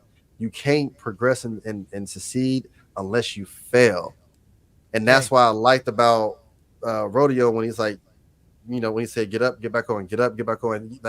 Like you got to have scars in life to tell yourself, damn, we really spill that bitch, put some dirt on it, get back on, keep going. Like, that's what life is. Because if you let life beat you the fuck down. Bro, you just said two things that just blew me away. One, you talked about grabbing some dirt and rubbing some dirt on it, right? But what did you say? What did you say about the fall? You gotta have scars from life to show yourself that you can overcome it, and you got to get back up. And like you said, ride that bull. You gonna that bull is life. It's gonna knock you off. You're gonna hit dirt. You're gonna get scratched up. You're gonna get fucked up. But you have to tell yourself, all right, boom, I had a bump. And then I also, with that, go into Aaliyah. At first, you don't succeed. Dust yourself off and try again. Yeah. Dust yourself off. So it's like, no matter the lemons you get, motherfucker, go get some water and get some sugar in that bitch. Make some lemonade. After you said all that, I want you to listen to this. I'll be right back. I gotta go to the bathroom real quick. Yo, chat. What track is this? This Holler Boys. Your eyes got me high. I ain't worried about wings. Your lips get me tipsy. Like the strip at 17. Dance your hips and your hand to sleep. On the way outskirts of Music City. Let me play your heartstring and my tall pine tree. Like a fall, I don't wanna leave you alone. If I'm the one going this might the fall. Okay. let me feed your soul till there ain't a leaf left to hit the ground and lose its color slow. As long as there's leaving left, then I don't mind the fall. Yep. Then I love this song. What you think though? Exactly. I love this song from the new album. Me too, bro. I sing this one more and more every day. I don't mind the fall. Like it's like it's like the leaves. It's like as long as there's a lesson to be learned and I can get back up and keep going, I don't mind the fall. I don't mind the leaves. Facts, because bro. I'm gonna get back up and I don't mind the fall. And then it's a double because I don't mind the fall, but then at the same time I don't mind the season fall because shit comes and goes, shit falls off, and then shit grows back. Like this man's break. I know, bro. That's what I'm saying. And you just said like you have to fall.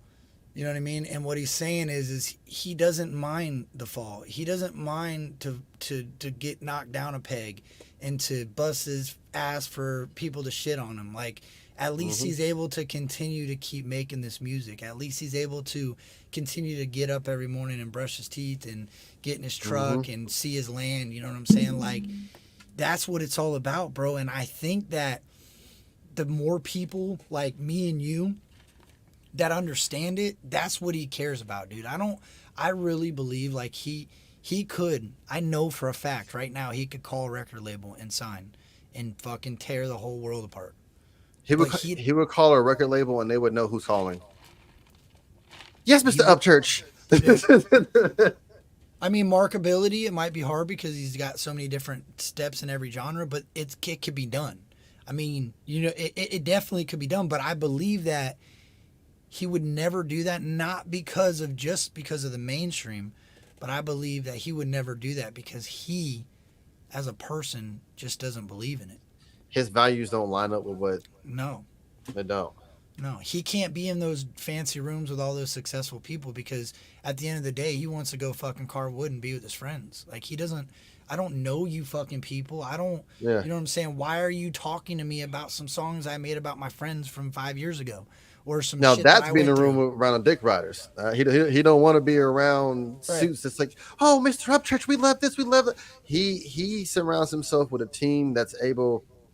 I bet you this man's B-sides is crazy because he probably has a team that's like, hey, look, that was a dope track, church, but it don't fit the vibe. But like, you need friends like that. You don't need yes men that you show them something. You're like, yeah, hey, I like that. You need a friend who actually sits there and be like, oh yeah, that was dope, but I think so and so you did this, and they care about you.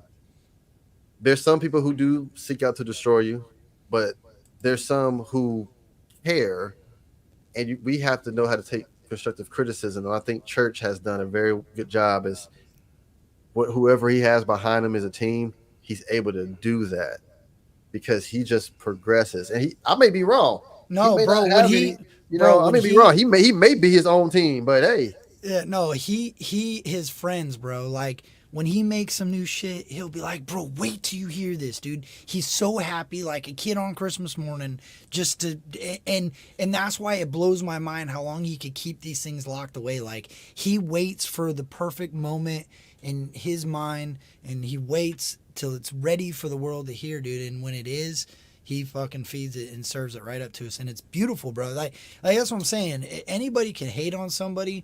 But, like, I think this concert for the Cricket albums, this album, really solidified that dude is literally just fucking making music for his fans, man. He's literally the people's champ. He's making music for his fans and the people. Yeah. Because think about how many people that can come Anyone across can like find me. this shit. Like, hold on, I'm gonna hit play. Bro, just imagine 20 years from now and somebody going through some shit, they just lost their job, maybe dealing with some shit in their life, and they get off of work and they get in a shower, they listen to their normal song, and this starts. The beginning though. Yeah. Your smile is my wine, and hope you spill every kiss on me.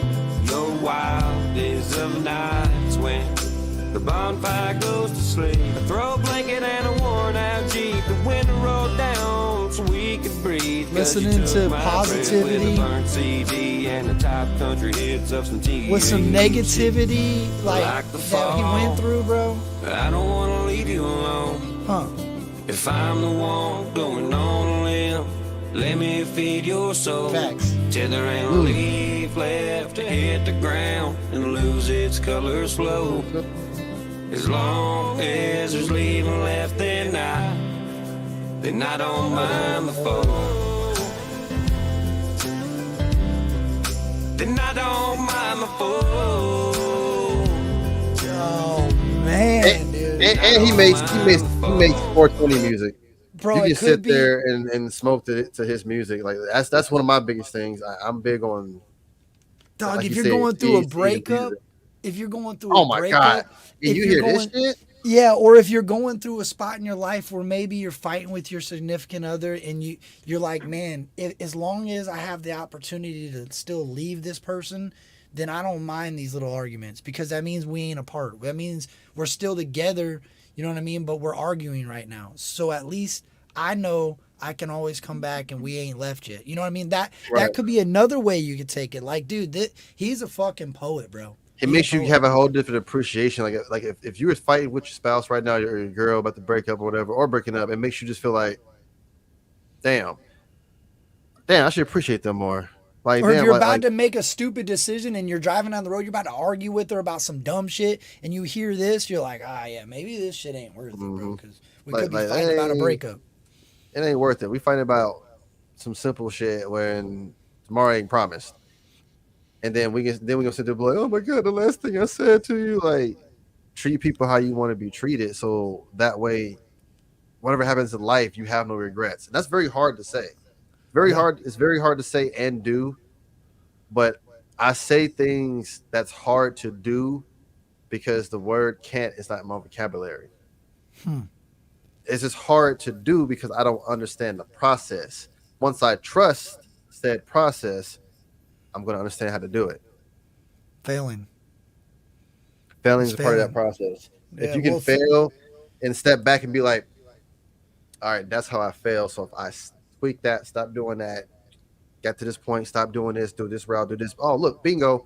Like Bruce Lee said, be like water, my friend. Flow. Right. It's crazy because if you really think about it, dog, like, it's such a relatable, music is very relatable. Like, it depends.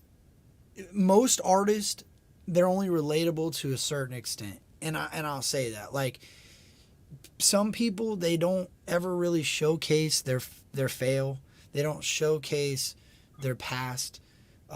They don't really showcase much. It's more like hype or some good wordplay, you know what I mean? But it ain't really deep and heartfelt shit. So I feel like Upchurch, that's why you get that rock, country, rap. That's why and now R&B, because these are just moments of this man's life, dude. Like, he might be wanting to rap about it because he's in a pissed off, shitty mood one day about something and he needs to get some shit off his chest. Maybe he's in a sad, heartfelt mood and he wants to sing about something and get it off his chest. Yep. Maybe he's in a rock rage mode and he's now it seems like he's bored. Now now listening to his music and watching his transitions through his music, hearing the R&B shit, it almost seems like now we're almost getting ready to get the dad Upchurch, you know what I'm saying? Like, who knows? Within the next 10 years, I could see him really honing in on, raising a family, bro, and the music, and that's the type of music he's starting to come with now. He's 32 years old. Like, that. Excuse me. We're the same age, me and him. Oh, you are? So I believe he's 32. Yeah, So yeah, yeah, we the same age, and I can for a fact feel the energy of him being a family man. How he grew up, like he was around family. He wants to have his own family. If I was 32 and didn't have a family yet, I would be honing in on trying to find that, and not say find like, oh, I gotta find one, but finally get that special one that I can. Okay, I'm settling it down. Here's my last name. Let's have some babies. Let's have a legacy. And like you said, we're about to get that grown up church. I say he's not grown, but that matured. I'm honing in. I'm focused on the latter years of my life up church. yeah, He's been through his superhero era, his villain era. Now we're getting like the more mature up church where he's in his zone, in his lane, and he's built his own lane to the point where he can swerve wherever. yeah. He's built so many damn lanes. He ain't in nobody else's lane. And if you think so, you're mistaken, because this man he's the godfather of so many things. And when he says he's the gatekeeper of country, you have to understand where he's coming from when he said not that sissified shit. And when he says the sissified shit, he's talking about the mainstream shit. He's like, I ain't doing that party city dress up country bullshit. Like, I'm giving for the people, like Sugar Honey. When I watched this video where he kind of gave a description of the songs, I was really interested in that, because from someone who's not a old school country listener, I wanted to understand the sound and what he meant by a lot of old school country people would like it. And Sugar Honey was, from the tracks I've heard that's other old school country, it was the core of it. He told a good story. He had a good pop going like beat with it.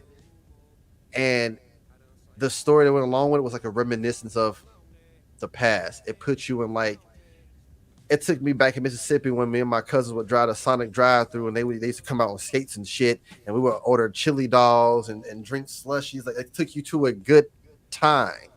And Yeah, that's like what old school country does. It takes you to a good time. And he hit it on the nail with that. Almost like he was in the Sonic drive, like sitting at Sonic watching the girls on the roller skates, talking about making this song. Yeah, just give me a bro. Got the red tray in his hand, the truck and shit. There you go. Give me a red rag top with the engine still running.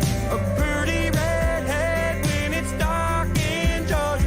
2 dozen roses does it down on those. Get your red lipstick when you give me sugar, honey. Bro, I'll tell you a really cute song, a really cute story about this real quick. You'll like this because you're a dad. So when I got the ability to hear this album, right? Well, some of it wasn't, all of it wasn't there yet. I was on the way back from Tennessee, right? And I put it on, a couple songs played, boom. We were somewhere in the middle of Georgia, right? Mm-hmm. My daughter's a redhead, right? The first time the song comes on, she's like, we're in the dark interstate, pitch black out there, and she's in the back with her little red head, and I'm like, give me sugar. In the pitch back of Georgia, right? Yeah, just like you said, that was amazing. In a dark night in Georgia, with her little red head back there jamming to the song. It was just like cute. Was just like an awesome That's dad a beautiful moment. Yeah, that was a beautiful moment. The first time we both heard it, we both loved the song. She already had a little bounce to the song. It was perfect, bro. That's awesome. It was perfect, man. That's some good shit. Yeah, I can't wait till your girl gets old enough to where you can do that, dog. Like, I can't wait. Oh man, I can and I can't wait, because I know I get that.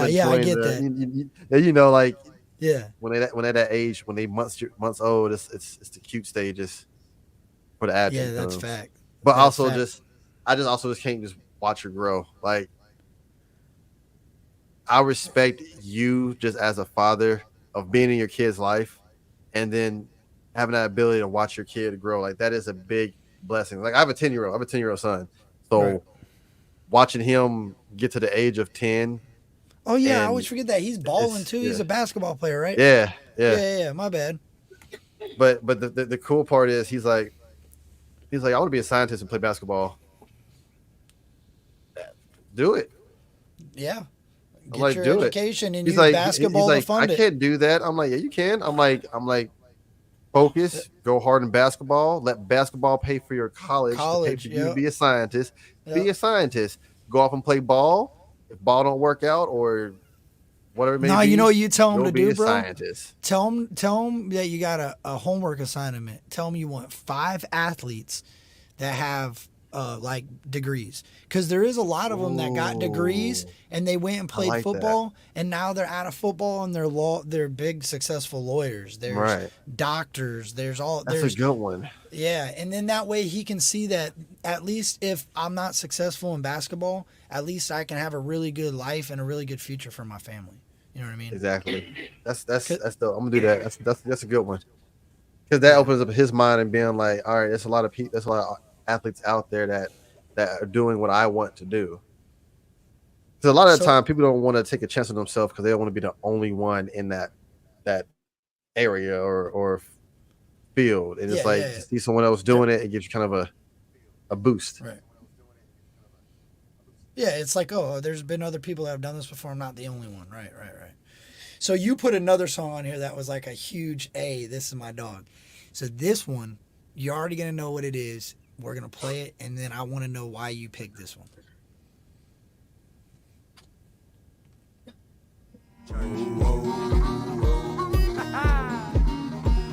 Yeah, hip-hop rocking to a ticking exhaust like baptizing creek water, copperheads at my feet, slithering, hissing, but they ain't gonna bite me none. Rattlesnake venom dripping off the bullets in my gun. Smile kinda crooked from the tobacco up in my gums. Porch lights flickering cause the ghost filling my buzz. Hill clicking in the country, a place you'll never find, with the mean rock bottles, blackberries on the vine. All I smell is muddy water, honeysuckles and deer meat. Cheatham County in my veins, dirty water has made me that rebel flag junkie, Mr. General Ely, with the voice of the mud, strong Harvey the Dixie. When the fall hits the road, and you hear the night all grow, and the trees release the ghosts to the ones who lost their soul.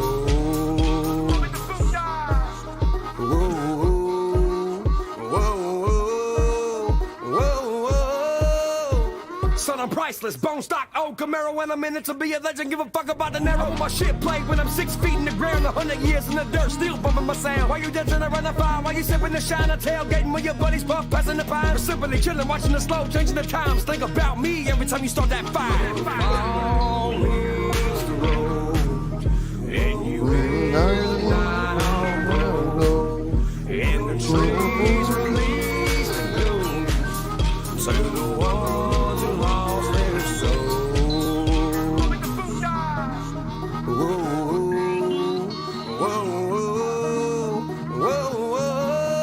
That's sad to hear, Mike. That's real sad to hear, Mike. Damn. My son's like that, though. My son used to listen to everything with me. Now he's like, man, this is crap.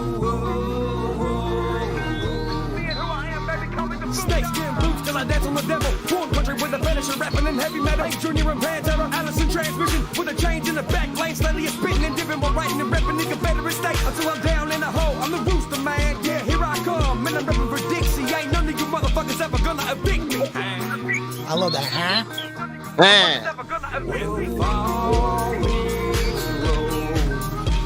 That whoa. I like that shit. You put that. That's real Native American. Yeah, that's what I'm saying. In the What rapper used to do that? Was it Lil Wayne? The Yang Twins. Ying Yang Twins. In a country, he's hand in a country song. Right? We don't give a fuck. Nope. Bro, you know what another one is off that album that I really like? What? Red Carpet. I Red love Carpet. Red Carpet. Yeah, Red Carpet makes me want to smash things, bro. I picked Ghost. I picked that because that was like him in his villain era. I felt like. Yeah. Like that was him in his like. I peep all the fuck shit, and y'all don't even see me coming. Y'all don't even see me maneuvering through this. What the? I'm a ghost. and then at the same time he was just talking his shit. Yeah. And then when I saw the video, like the video makes me follow the song even more because the motherfucking swag he had. Motherfucker had fucking cowboys on. Do you see him like, what mud. was that? I don't even know what you call. He was doing this shit like he went down with the music doing the beat drop. He was like, yeah, it was like Michael Jackson. I was like, shit. This man is getting it, but it was just like you could tell. I started picking up. He was putting his life in these albums. So when you start from first album and get to that album, you're kind of like, all right, he's on his like fuck the bullshit type shit. Like I peep everything that's going, but you're not gonna even realize what I'm doing because I'm maneuvering in this shit like a ghost. And then it was just a swag. It was, bro. I heard. It was the swag. Okay, we were gonna go try to find where that video was shot, right? But the local people that I asked and the couple people that I had messaged and asked, they're like, you don't want to do that. I'm like, what do you mean? They said he was back in the thicket of the thick, bro. Like, you better have the right gear if you're trying to walk through it. One, they got briars, those sharp things. They're like, you're going to get poked up, you're going to get chiggers, you're going to get ticks, you're going to get... Like, he was back literally in the swamp of Tennessee. And he was in the hollers. Yeah, bro. Like, yeah, he ain't just walking out to a park or something in the back of the park. You know what I mean? Like, because there's parks in Florida that exist like that. Like, there's spots in Florida where you go out to I forget what they're called, willows. Maybe they're called willows, maybe not. They're like a water tree. I forget what they're called. Cypress. That's what they're called. Okay. You go out to the cypress, and there's a cypress, and you could be at a park bench at the park looking at the same type of cypress. So you don't really ever know where these people shoot these videos. But I'll tell you, that shit is thick, bro. Thick. Yeah. He showed you one of the most beautiful sceneries that you won't see at a tourist spot.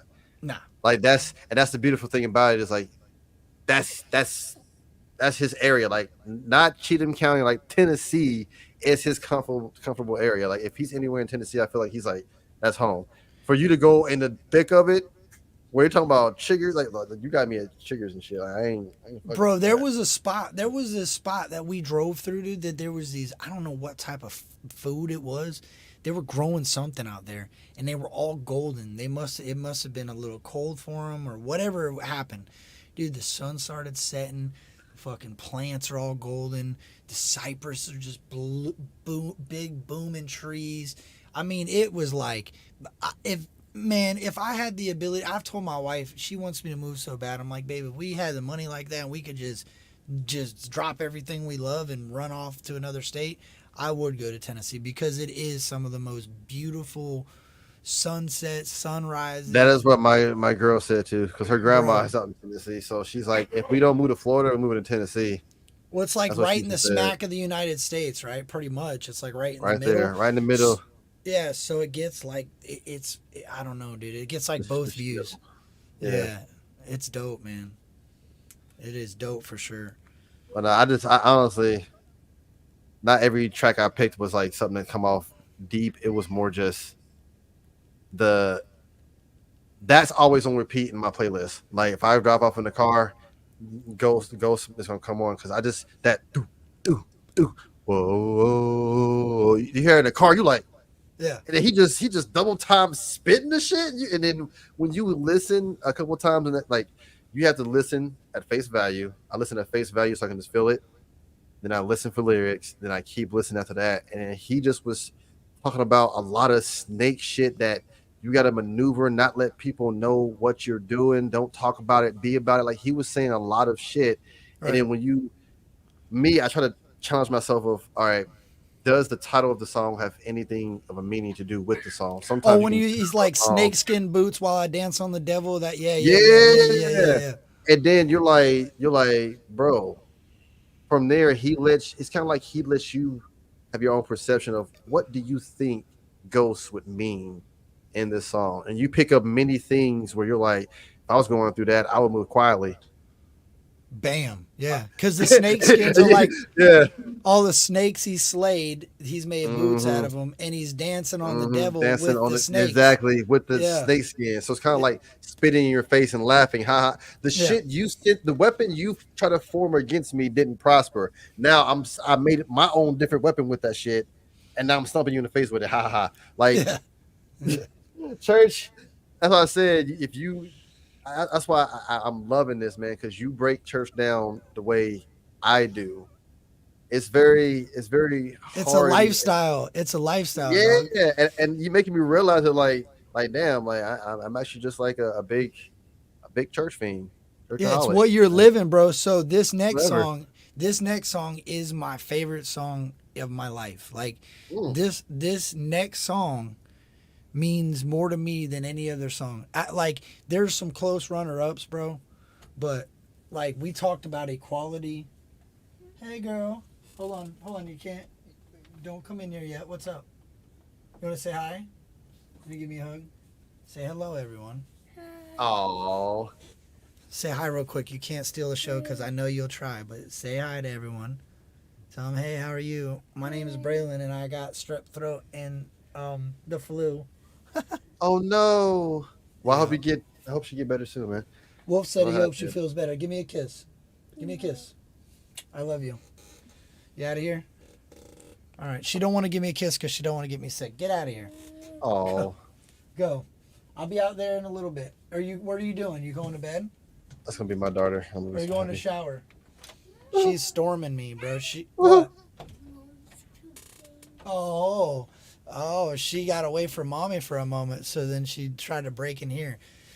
But anyway, so this next song, right, is we talked about equality with race, but I also want you to think about the country boys, right? They're Right. the city boys, the hillbillies, the thugs. Anybody that's ever been told you can't do something, bro. Anybody Okay. that's ever been said, bro, you can't do it because you're this or because Mm. you're that. Mm. Next to it. Them vocals. Oh, you ain't heard this either? Oh, I forgot, bro. It's time. You got to hear this. It's the moment. They said my next to red. Yeah, they said my dream was a dead end. They said people like me don't trend. Said my slang won't ever get there. They said my neck was too red. I got to pause it because you never heard it. What do you think? First impression off that hook. Off the hook already. He makes it very clear what the song about to be about. They said I'm too much of a redneck. My slang ain't gonna make it. I can't be this. I ain't gonna do that. And it's like a setup, an alley-oop to him about to say, well, fuck that. Like you can do that. Like he likes to put the problem in the song and then give the solution in the song. And I feel like that's what this build-up is. How they're saying my neck's too red. My slang won't get a like he's I'm not good enough. I'm not not good like enough, you. and I'm feeling that because that's a fire that will forever fuel me and never go out, which I would never quit doing this because people have told me I can't do this. Yep.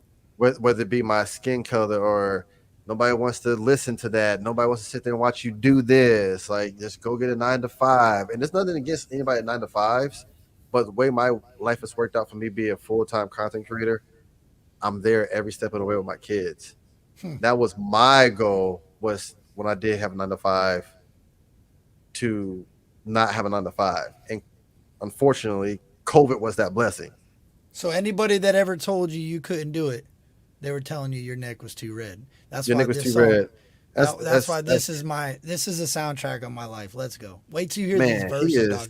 He Wait is, till you hear the. Put man, your boots on. You got some boots in there. You might want to put them on, bro. I don't About put him to- on because he already just hit me with some feelings just from the hook. Like that's how powerful that was. Like I'm already feeling some type of way, not a bad way, but just I've been there. We've been there. And he sings the hook. Watch what he's about to do to these verses. Let's go. My neck was too red. Neck too red. Boy, your neck's too red.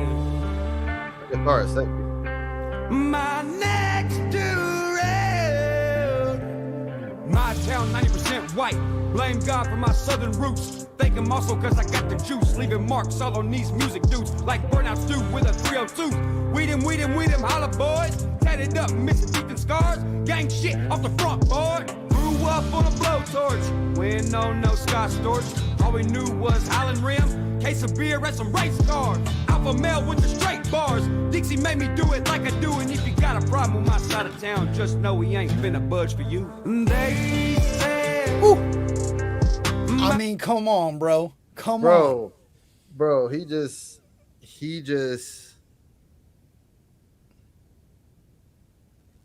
Yeah, that's what I'm saying. He took the fact that people you don't know if you don't come from that lifestyle, you can never put somebody in a box, bro. The thing that got me that was like aha was just he was like, we didn't know it was Scott Storch. We didn't know that producer. We didn't know it was Scott Storch. We just knew what we had. Don't knock somebody because they have this upbringing and you don't. Or all we know is Highland Rim, a case of beer, and some race cars. That's NASCAR shit. That's all. Yeah, that's all I know. Like, so why put me in this box? Because I don't know what's trending. I don't know who Scott Storch is. Right. I don't know. I'm still him. Yeah. Like, I'm fucking. That don't change me. It don't, because I was born in a 90% white community. Yeah. It don't make me a racist. You know what I'm saying? Yeah. Kind of like I said, where how I grew up. Like, I didn't grow up listening to 90% of everybody's music. It was just rap and hip hop and R&B. Right. And people knock me because it's all I know. And it's like, well, at least I'm trying to know other things. Yeah. Now I'm here with Upchurch country. Yeah. And this man, hey, keep playing this shit. This shit fire. This shit fire. Yeah, they said my dream was a dead end. This kept me going so many times, bro, on YouTube. So many times. Said my slang won't ever get there. They said my neck was too red. Neck too red. He said, boy, your neck's too red. Them vocals though. My neck's too red. That raspiness, I like that raspiness. I done made it up too high. With the system I won't comply. No rich folks can ride me with rides. I done bought them all, left them in the field. Shit, my daily driver is a rat ride. The day I was born in Music City is the day that mainstream got outlawed. If the devil's dead scared, I ain't never scared. Roll with me or without me, either way I'm still here. Hey, yeah, I'm still here. Going on like 10 years. Up motherfucking church. 615 till I'm out of here. They I love that, bro. Bro. I'm telling you, dog, that to me is the best song in the world. Because of the Stay message. true to who you are. I'm 615 till I die, baby. And if you come around my city trying to change me, we ain't gonna budge. Nah. Nope, we ain't gonna budge. We ain't gonna conform and do what you want us to do for your fucking fancy cars. Bitch, I drive a rat rod daily. Get out of here. Like I was raised the way I was raised. Like, I ain't about to conform to that shit. I ain't about to, like, I am who I am, and that's not who I am. Yeah, You ain't, and but don't judge me because that's not who I am, man. Like, the message with that, and behind that was he put the emotion behind it. It wasn't just rapped. You felt the emotion and what he was saying and what he was trying to deliver. I felt 100% of that. 100%. You got to watch that when you do get some time. I don't know if you want to react to it, but there is a music video for that, and it's unreal. It's unreal, bro. I will. Like, it'll blow your mind. And so when I was coming into YouTube, right, that song was on the People's Champ album. Okay, so that was last year, around the time I was coming into doing this. So when I would go through it, I would listen to Coca and Big Murph, Embrace It, and I would listen to Upchurch Next Two's Red. If I felt like, damn, people are doing nothing but they hate my fucking content. I'm not doing this shit no more. It's driving me nuts. Right. I'm not figuring it out. My videos are shit. I'm not happy with the videos. People are talking, you know what I mean? Like, you start getting that because you're trying to make good content, bro. I throw this shit on, and that pushed me through it, bro. Like, anybody, my family, my wife's family that said this YouTube shit's stupid, bro. Yeah, this about to be my new theme song. Because that's why you have to have an open mind. Because where I'm from, people who listen to this, I'm have to be turned to something towards race. Like, all he doing is boo-hooing about. You have to be able to take the lyrics and put yourself in those shoes. Right. Like when he says, they say my neck's too red, in my head, I hear my skin's too black. Right. And then when he says my slang won't get aired, I hear the same shit because I have a slang. So I hear you're an ex-convict. I hear you're a tattoo white boy that doesn't fit in anywhere you go. You know what I mean? That's you what have I'm locks. saying. You're a thug. Yeah. Like, bitch, no, yeah. I'm a Marvel and DC nerd. Actually, fuck you very much. like yeah. He kills. That's why that to me, he is so fucking powerful. Yes, that is so powerful, dude. People, the ones that are meant to understand it because that you're a good person, bro. That's what it comes down to. Like, not saying you didn't understand it if you didn't hear it like that right away, but the message for music to me, sometimes it shows the character of the person, if that makes sense. Mm-hmm. Mm-hmm. It showed his character, like.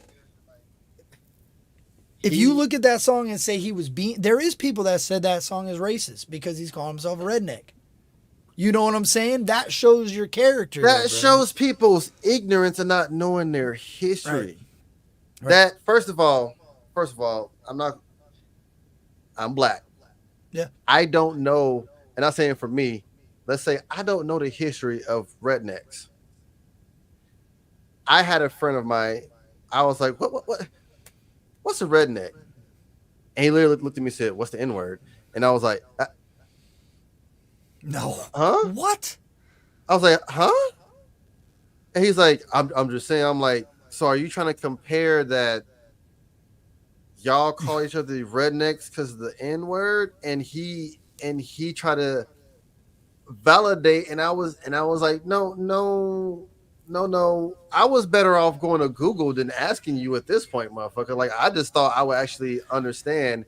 And then after I had a more of an open mind and had gotten to around other company and asked them and talked to two Tennesseans, they're like, oh, that's just because we're farm boys. We be out in the land all the time. The sun be beaming on our necks and our neck get red.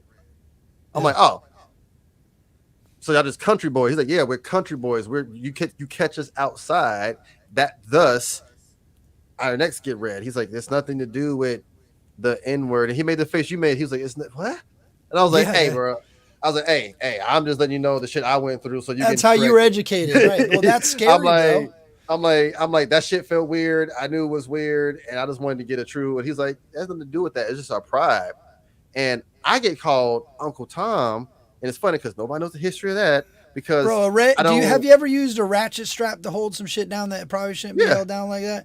Have you ever went outside and mowed your grass in flip flops and fucking, you know what I mean, took your shirt off and really didn't give a fuck if you got dirty? You know what I'm saying? That's a redneck, bro. That's a redneck. Like when you drive past the dude on a lawnmower going to get gas from the gas station instead of putting it in a trailer because he said, fuck that, I ain't buying a trailer. When this thing drives, that's a redneck, bro. That's what it is. So there's many walks of redneck. Like I've seen thug-ass redneck motherfuckers that they only wear jeans. They don't wear shoes, a t-shirt, nothing. They'll be walking around in the ghetto just no shoes on. They don't give a shit, bro. With a piece of with a piece of straw in their fucking mouth, big old dip in their mouth. Don't get me started that I don't believe the rebel flag is racist. Don't get me started on that. You don't understand. I've seen black cowboys. I've seen Mexican cowboys. I've seen white cowboys. I just hit them with history, and then it's shut up. You just think you know everything. You don't want to came at me uneducated. But that's what I'm saying.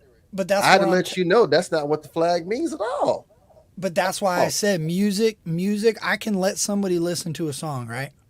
I can ask them their opinion on it, and I can immediately tell if it would be somebody I would fuck with. Not all the time, but if somebody can take a song meant for good and find the bad in it, then I really don't got nothing in common with you. I bet. I don't even see a bad in that. I see someone not just this sharing, song, but I mean in general. But yeah, musical, it's like unless it's the type interest. of song, why try to pull something? Trust me, there's songs that's made negatively. Like there's songs that's made in that light, but that's just that genre. It's meant for that. But there's songs that 98% of the time is not meant for that light. And I get you. Somebody will pull something like, well, I mean, that happened in the track and this and this. I think that they meant this. And it's like, how did you get that? What bag were you reaching in that you got this from this? And then low key, that made me stop being friends with some people. I can't be around someone who has the mindset to stay in ignorance and not keep their glass half full. Right. Yeah, I agree. I can't do that, because then you're telling me you want me to dumb myself down to your level so you can be comfortable. No, I want to be in a room with some intelligent motherfuckers so I can learn some shit at the same time too. Right. No, bro, that's what I'm saying. I didn't learn some shit from you doing this live. I'm just soaking it all up. I'm like, shit, I didn't know that. Cool. Well, I like people that disagree. Well, it's just a lot of time it's my interpretation on the music. Like, I don't necessarily know it, but it's just how I feel. And like, as I put it all together, it makes a lot of sense.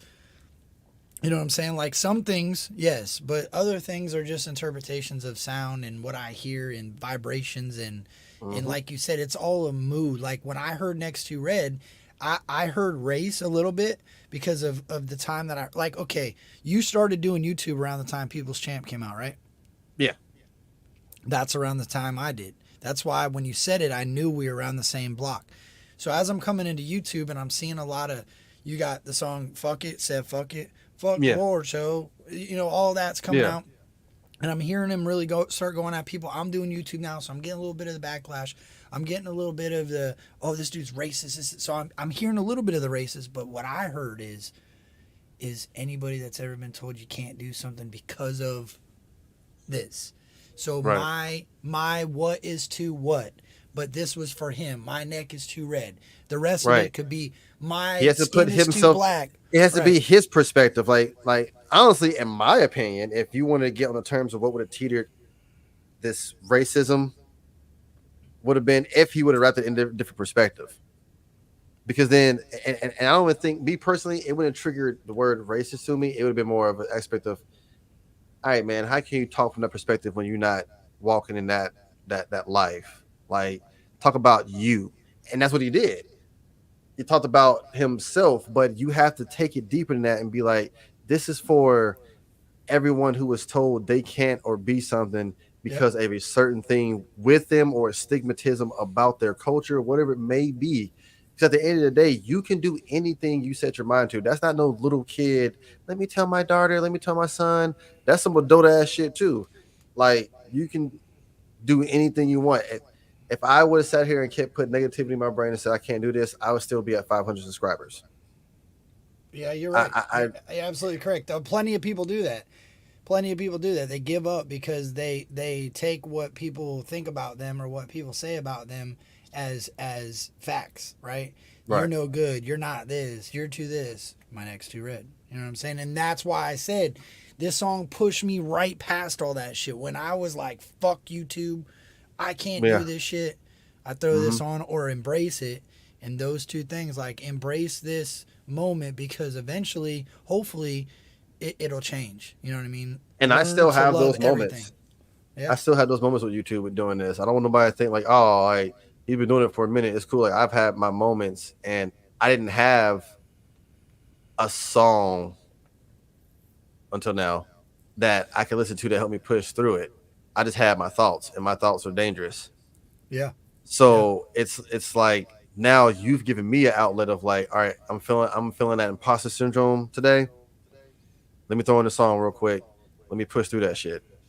Yeah. Because it's when people tell me, oh, make sure you react to this because you get all the likes, all the subscribers, they don't understand. I start to put those artists in that song in the back of my list. Yep. because I'm not doing this for that. Now, if I'm doing a track and somebody leaves and like, yo, you gotta listen to Dimash because you like these vocals. Those vocals are crazy. That's what I'm gonna gravitate to, because you're not saying look at this because it's gonna get you some subscribers. You're saying look at it because I understood you like that talent that I just seen, and I want to get you hip to other talent you may not know of.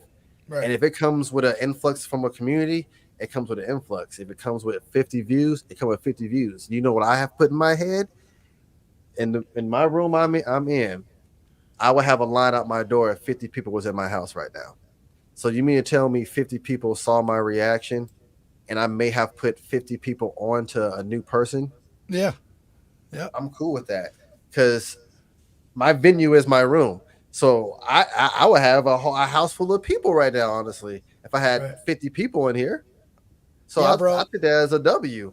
I don't need to be in the 500s and the thousands and I don't need any of that. I got to 200 people, 50 people. Cool. It was meant to be. On to the next. And not even like on to the next, but on to the next journey of finding the next thing that I want to react to. Yeah, you want it to happen organically. You want it to be authentic. You don't. I've thought about that too. Like I think about like a room, like you said, a room full of 50 people, a room full of 40 people, a room full of 100 people. Like that's a lot of people sitting there watching you on a screen. You know what I mean? Like for instance, 61 people watch us right now. Let's put 61 people in your room. Your house is probably gonna be full. Yeah, no lie. Hey, you're cutting in a little bit. You're cutting in and out. Like I don't know if your internet's buffering or something, but you're roboting a little bit. It's all good. But my mom did point this out. I wanted to read this to you. So in the Next to Red music video, in the beginning of it, he says, "A world of culture vultures isn't scary. A world without culture vultures to be vultures towards. Now that's scary. But who's to say it actually is a vulture? Maybe it's an innovator.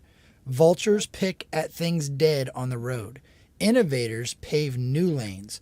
So who's the enemy, the vulture or the innovator?"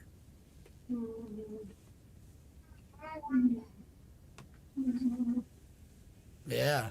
Hold on. The processing is happening. I'm there, but wow.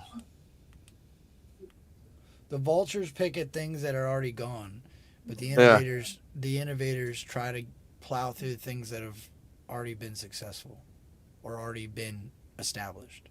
And then the first thing in my head is like, that's why you have things like yin and yang. You cannot have no light with no dark. Like culture vultures.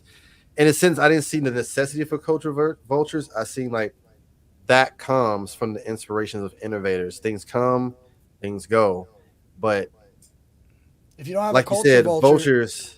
If you don't have a culture vulture, then you don't have nothing to tear apart the innovator. Exactly. Right? So if the innovator is making headway, coming towards mainstream to shut that shit down and prove that you don't need it, what better way to slow an innovator down other than send a culture vulture? So is it the innovator that's the problem, or is it the culture vulture? Right. That's crazy to think about, though, because without one, there can't be another. Yeah, like I said, like yin and yang. You can't have. No. It's kind of like with order comes chaos. Right. Right. Goddamn. And then when you say when you hear the song Next to Red, and you think about that, you're like, wait a minute. It sounds like we just got a whole bunch of innovators, but you can't have innovators without having culture vultures. You can't have people saying you can't do this without being able to really do it. Steal the show. Oh yeah, steal the show. There we go. Say hi, baby girl. Hi. Yeah, say hi. Hey. Say hi. How are you? That's a cute little shirt you got on there. You going to the beach? Yeah. You go to the beach? Bro, she's got your eyebrows. She's got your like, whoa, what are you doing now? She's looking at the screen like, what? What's going on? What is going on? Yeah. Say quick squad. Quick squad. Little baby. She is staring you down. Baby. She's staring you down. Little baby. What's her name? Parker. Parker. Parker Ivy. Oh, that's cute. She's named after my favorite superhero and after my wife's favorite supervillain. She's like, what is all this stuff? Yeah, Peter Parker, who was Spider-Man. So we got Poison Parker. Ivy. Boom. No. There you go. He said Poison Ivy instantly. Bro, Yes, that sir. old school Batman when she's blowing the potion. Yeah. Say hi, baby. Say bye, baby. Say hi. Bye-bye. Because I'll get Hi. trapped. Say Hi. bye-bye. It's her time to go to bed anyway. She's What time is it? Hi. tired. Oh, it's bedtime? I said that it's over, so hopefully she'll like sleep through the night. Can you please sleep through the night? That's going to be a negative. All right, say bye, baby. Say bye-bye. Bye-bye. Bye. Say bye-bye. Yeah. It's That her was kids. close, bro. That was close. She gave a little, Getting like a there. little Yeah, rainbow. she tried. yeah. Say no. Oh, bro, you guys are going to have, Love she's you. going to be reacting, bro, because she's going to be growing up around you doing it all the time. She's going to be in that camera. Huh. Trust me, I've already been plotting my co-host. I've Oh, already that's been cool. plotting. Yeah. And you'll be able to teach her all this Upchurch stuff, too. That's pretty good. Mhm. And we're signing to her too. Like, you know, like we're trying to Bye. Teach her sign language. teach her sign language because before baby can actually communicate, Yeah. that's the most natural way they can learn. So we just been teaching her sign language. So she knows dada, she knows mama, thank you, Oh, sleep, that's pretty cool. No, that's not more, Sleep eat. is this. Oh, sleep, and it's night. She said, "Bed." But a lot of people, just before I get asked, I ain't saying it, but a lot of people will be like, "Oh, what's wrong with her? Nothing's wrong with her. She's healthy. We just." Oh. No. Yeah. Teach her Oh, sign I get what language. you're saying. Yeah. Yeah, because you said, My "Oh, own bro, my own what- son thought that, like, he was like, "So what's oh, wrong with my is she sister?" deaf? And I was don't like, mean to laugh, but that's funny. No, yeah. I was like, "What you think? You think she deaf?" He's like, "Yeah, she deaf." I was like, "No, she cool." He's like, Bro, "Oh, you should have trolled him. You should have trolled him and had him doing funny things like, Bro, you got to I tell thought your about sister it. I love you like this and wave your arms. We should troll and said, "Yeah, you gotta do things like this to me. I love you." And then you're like, "Do you want me Yeah. to do this?" Like, that's some random Tell him shit. the YMCA means, do you want to go outside? But like, if you want to go outside, what do you have to say? Do you want to go outside? He don't know he's the YMCA. That'd have been And funny. then wait into, and then, ease him into you weren't telling the truth. Record a lot of videos. And when she gets older, you could have showed her, look at your brother Yeah. thinking you were deaf. Just wait for it and keep, like, be evil, keep the joke going for years, and finally when she like responds to her name, like Parker, she's like, "Yes, Dad." And he's like, Yeah. What? Yeah. Dude, that would be the ultimate He's like, dad he's troll. like, "What?" Like, that don't mean what, son? I've been trolling you for like 5 years. So what does this mean? Rolling? I don't know. You're like, Hey, you're teaching him. You're over there giving him baseball signs, pulling the hat down. All right, coach, hit away. "It's your He's time like, for Dad, but what? her to go I to thought these were. sleep."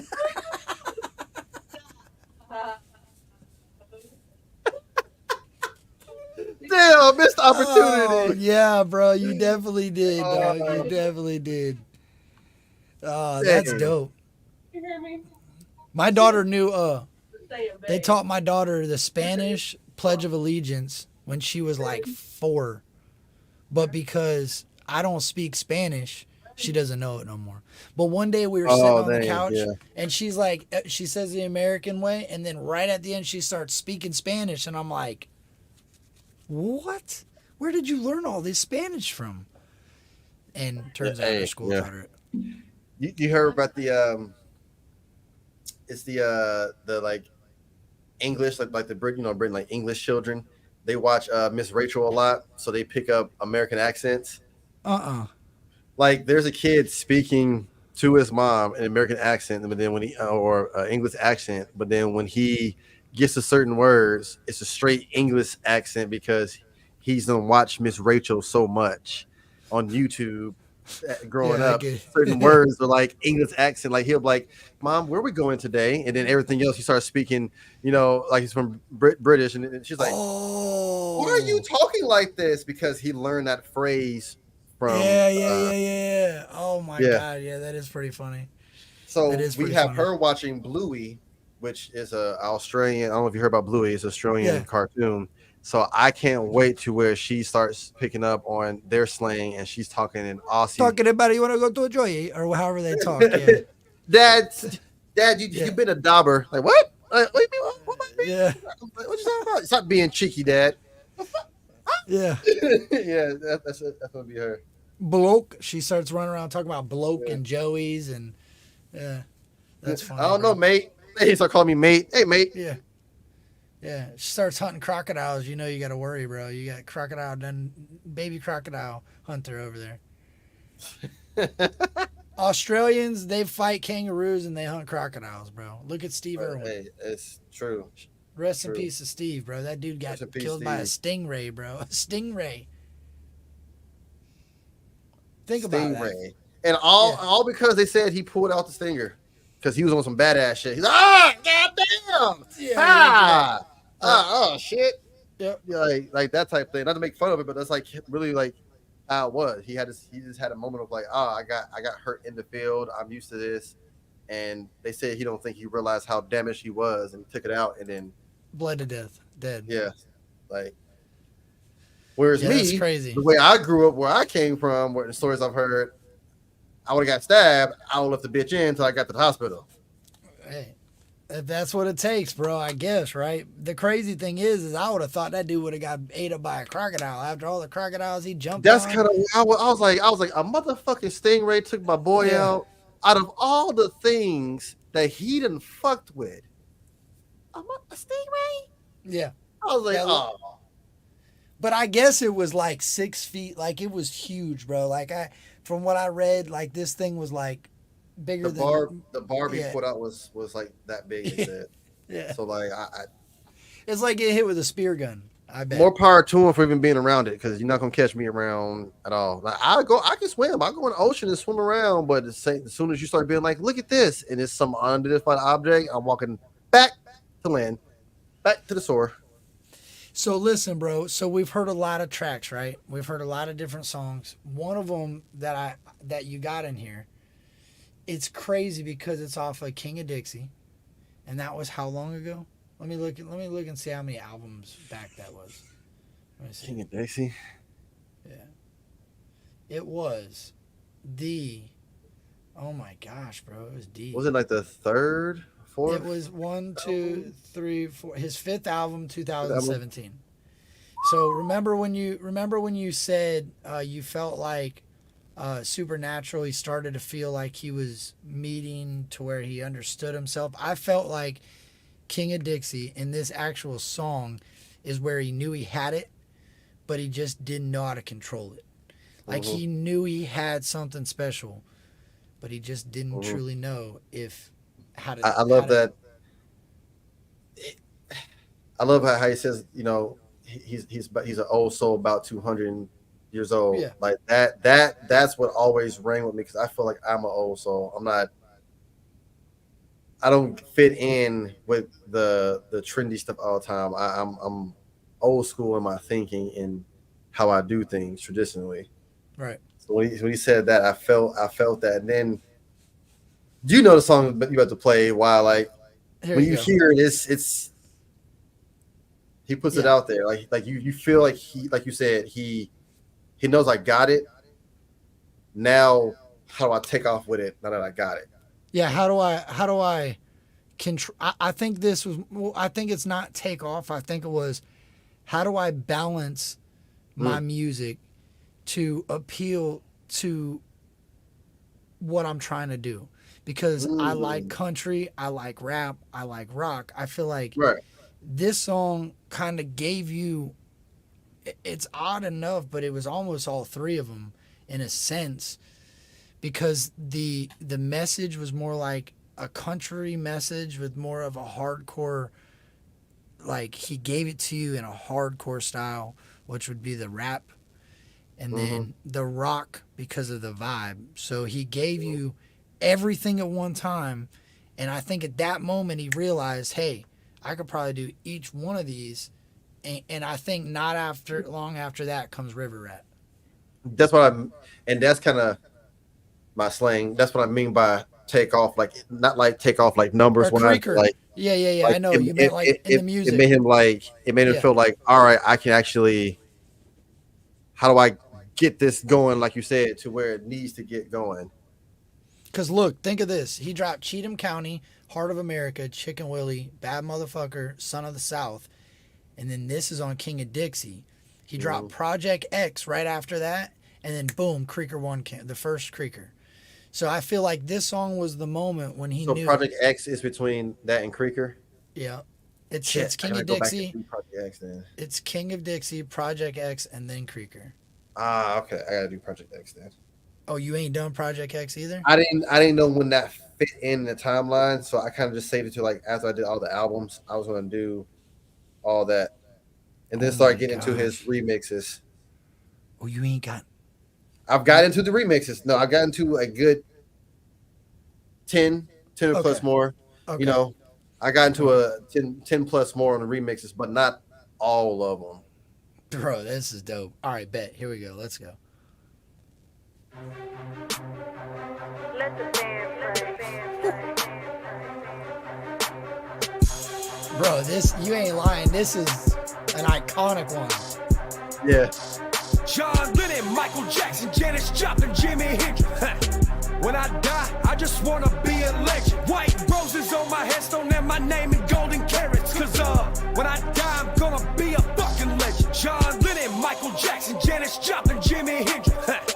When I die, I just wanna be a legend. White roses on my headstone and my name in golden carats. Cause when I die, I'm gonna be a fucking legend. I'm gonna be a fucking legend. Gonna live past 27 with them gates out from my house. So pearly white, you think it's heavy. Slaps, Still rocking dog. clothes, looking ratchet like I don't give a shit. Cause once upon a time I scrounged for that slick 80 cents. And I cherish the times I counted them nickels to feed my stomach. Then my family made me hungry cause I hated the struggling. I quit my job in construction, I took a huge leap of faith. And now they know the Like, dude I who's could hear rapping this with as a that country gap in song, my dog. vein. Like, do you hear what I'm saying? Like, I could hear him singing this as country lyrics, bro. Like, I could hear him taking this, slowing it down a little bit, and making this like a country rap almost. Exactly. Because it is a country rap, but I feel like he's rocking his ass off in this.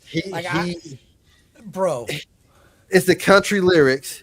He delivers it with a rock feeling, but then he puts a overtone of hip hop when it comes to the beat with it as well. Yeah. So, like you said, this is like, I feel like iconic because it's his brainchild. He figured out it was like a click. He was like, "This is how I blend all." Well, this you know shit. who band play is, right? Yeah. Yeah, you heard him say in the why beginning, let the band play.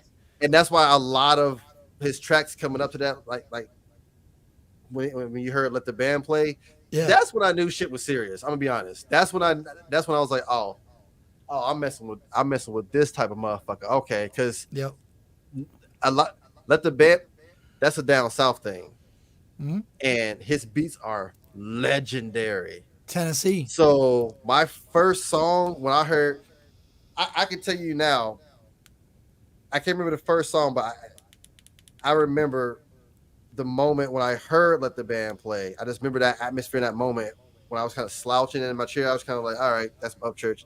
Let the band play. My ears was like, what? What's going on? Because when you hear that tag, it's about to be a hot track. And every single track he's had, "Let the Band Play" start off, amazing. Now we got him and Kalani on the beat. Yeah. Sasha just said, I hope people know Upchurch has more songs than the Beatles. Damn. Yeah. Damn. I feel like Kevin Hart when he said "damn" to John T. I was damn.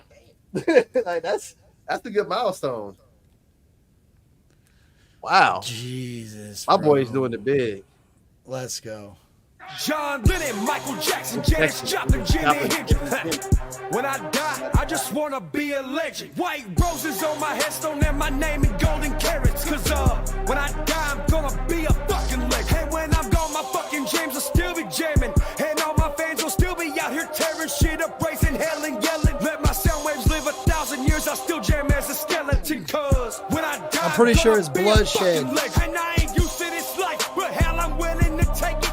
If I'm gonna be famous, then I guess I'm making statements. Cardiac Kid. I'm pretty sure it's Bloodshed. These boots on the pavement, and now I'm riding in dualies, dipped in that pearlescent paint. For years before my billboard charts, my mama kept me believing. I told her I'd fight for success until my damn heart stopped the beating. From now to then, it's opposite on how these populace treat me. Still Johnny Cash with middle finger saying fuck a celebrity. John Lennon, Michael Jackson, Janis Joplin, Jimi Hendrix. When I Hey, shout out to Ohio Girl 513. I'm 937 in the building. and my name golden carrots. Cause when I die, I'm gonna be a fucking legend. And when I'm gone, my fucking all my fans will still be out here tearing shit up, raising hell and yelling. Let my sound waves live 1,000 years, I'll still jam as a skeleton. Cause when I die, I'm gonna be a That shit right fucking there is legend. hard. Small town, shine, sipping, tailgate dumping when the beat drop. Churchman level high. All my haters sleep. Binocular on duplexes, now I got shooters on dial. I'm just too barefeet walking, tiptoeing through all of these snakes. But staying humble to my people, I'm the king of the sticks. And I live up under a bridge before I go sell my soul. You know I'm going for gold, the best story And that's that's ever the told. point, Mike. John That's the Lennon, point. Michael All those Jackson, names Janis Joplin, died, Jimi Hendrix. almost died When I in the die, I Army just wanna 27 be a Club. legend. And that's why he Right said around. he's gonna make it past My 27. name in golden carrots, 'cause He's gonna be a Yeah, legend like if them, I but he's die, gonna I just make want- it past 27. Yeah. Well, do you remember the I old like that. saying? Like, I don't know if you heard this, but back in the day, I used to hear all the time, like when I was younger, growing up in the ghettos and shit. If you make it to see 25, you're an OG. Mhm. You know what I'm saying? Like Yeah. back in Yeah, the yeah, day, yeah. bro. Like these dudes running the streets, and that was the type of crowd I was running around with. So, dude, it's crazy that your mindset could change based off of music. Mm-hmm. But it can also change for the better or the worse. That's why this independent shit and Upchurch, that type of music, the independent artist, that's why that shit's so important to me. That's facts, though. Let's go. when I die, I'm gonna be a fucking legend. And when I'm gone, my fucking jams will still be jamming. And all my fans will still be out here tearing shit up, raising hell and yelling. Let my sound waves live 1,000 years, I'll still jam as a skeleton. Cause when I die, I'm gonna be a fucking legend. When I die, I'm gonna be a fucking legend. That's what I knew he was timeless. Yeah, for sure, bro. His overall, like, his shit's timeless, bro. You can listen to this in 6 months from now, and it's still gonna hit the same it did when it dropped. You know what I mean? It's different, dude. Like that. What do they call it? Shelf life. was that His shelf track. life is. Oh Huh? yeah. I said that for me, like this was like that track. Like it's iconic because if you believe and support him, you believe that message full heartedly, and then you can see it in the making. Like he is going to be timeless. Like when everything's said and gone, like you said, and he's a skeleton, we fans still gonna be jamming his shit. He's gonna go down as a fucking legend. I have one song because I got to be getting out of here soon. But Yeah. I know we're gonna spend some time on this one because I know you, and I don't think you've heard this one, and it's gonna be very different from what you've ever heard from Upchurch. Like very different. I'm gonna play it. I'm not even gonna tell you what it's called. I just want to see your reaction when you hear it. You may have heard it, but based on the fact that you ain't heard Holler Boys, I would bet that you probably didn't hear this one yet. Okay. Because it's gonna even take me a couple seconds to find it. But I was thinking about it all stream, bro, and I'm like, I gotta end with this one. We missed one of yours, I think. Let me see. Let me make sure. It's just the hype one, the super hype one. Oh yeah. No, That's- yeah. And that's just because it's a banger. And we skipped. We skipped over because I don't know why we skipped over. We didn't even play that one. But it's talked all about good. it. We got And Upchurch. We're doing the this flow on, took us to where it took us. Well, and we're doing this on Wolf's channel soon. I'm gonna be over there with him. Mhm. So let me see. Oh my god. There it. And the crazy thing is, bro, is not many people like it's on YouTube, but I don't think it's anywhere else. I ain't seen it anywhere else. Oh damn! Now I'm like, what? And I don't know why it ain't anywhere else, because I like it. And no, it ain't anywhere else. Holy shit. Is it gone? No. Oh There's damn! no way it's gone, dude. No, Did it it get can't erased be. off the Hold on, face of hold the on. internet?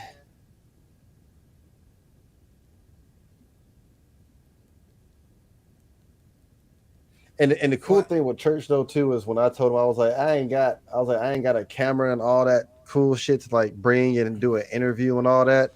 When I come out there, he was like, Yeah. "Nah, fuck all that." He was like, "Fuck all that. Let's just chill out, have a good time, and create some memories for Yeah, old time bro. play." I was like, Yeah. "Fuck yeah!" He's like, Yeah. "Fuck all that." I'm like, "Yeah." I'm like, "Thank you," because fuck all that. Yeah. No, that's what it's about, bro. Like I that. kind of want to chill and vibe and just chop the shit like I'm doing with you, Yeah. smoking, Yeah, talking shit.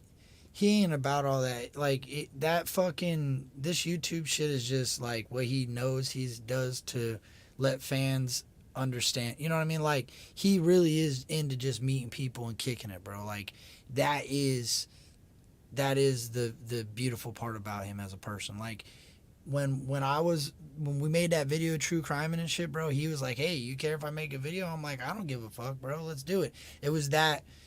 That's how it came about, you know what I mean? And Yeah, that's that's what dope.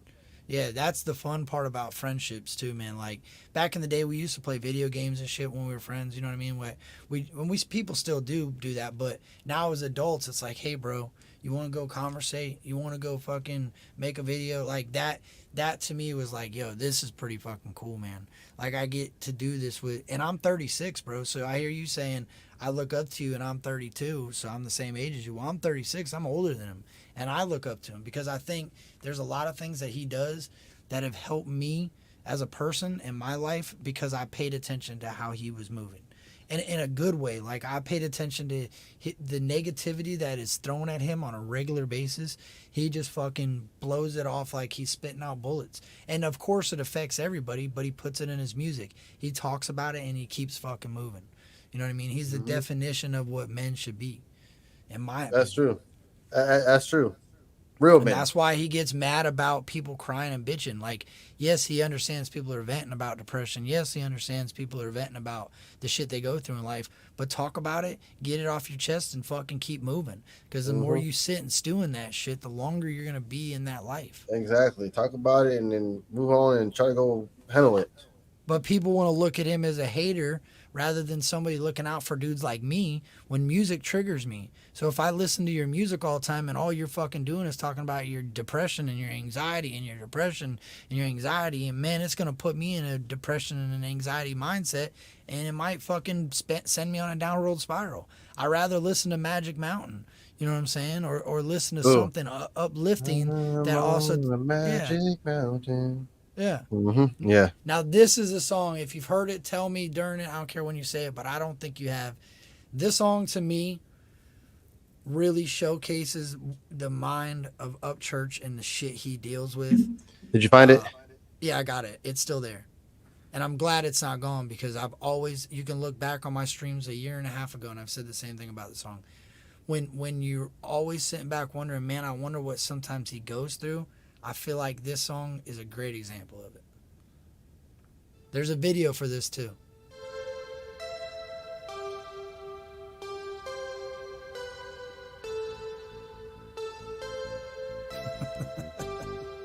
Upchurch, baby.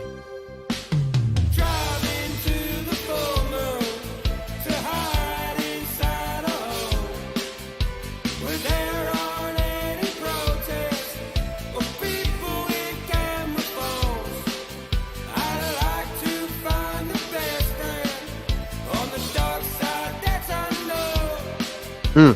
Maybe we can watch the earthlings since I left to be alone. So pick me up in a chrome spaceship. I don't care if we land again. There's too much noise inside my head. Bathing in hate and living in stress all alone. Hey, All alone. All alone. Hey, this has an 80s feel to it. I like it. All alone. With an 80s type video. Oh, that's nice. That's trippy. The bedroom inside my skull is cluttered up like a dump. With one man's trash is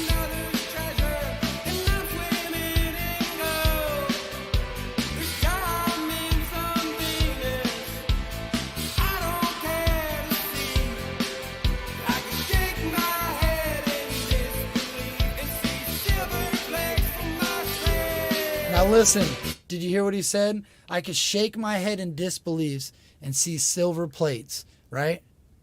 Because ain't you talking about that one time didn't he do something like that before? Pioneer, baby. Yeah. I see silver circles, right? Yeah. So now that this song, something that was space trippy 80s, looks like something out of MTV, fucking I don't care where, if I'm ever landing, get me off of this earth, right? It was like a year ago he was, you know what I mean? Like he was lifted from the bullshit a little bit, right? And then when Silver Circles comes back in the music video, you see it over top of him and he's laying on the ground, right? He stands underneath it and he drops.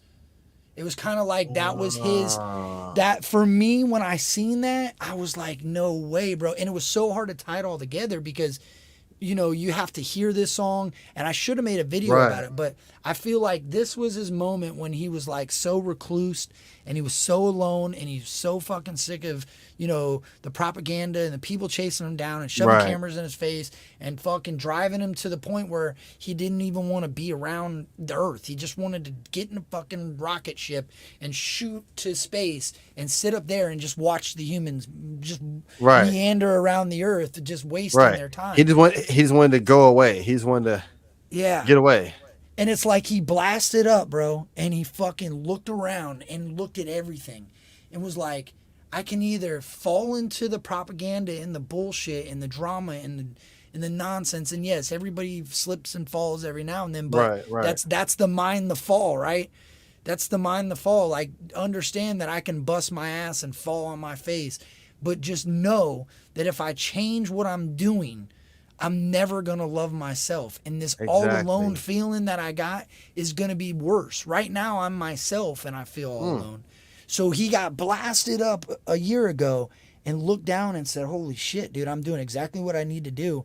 And that's why we got these albums.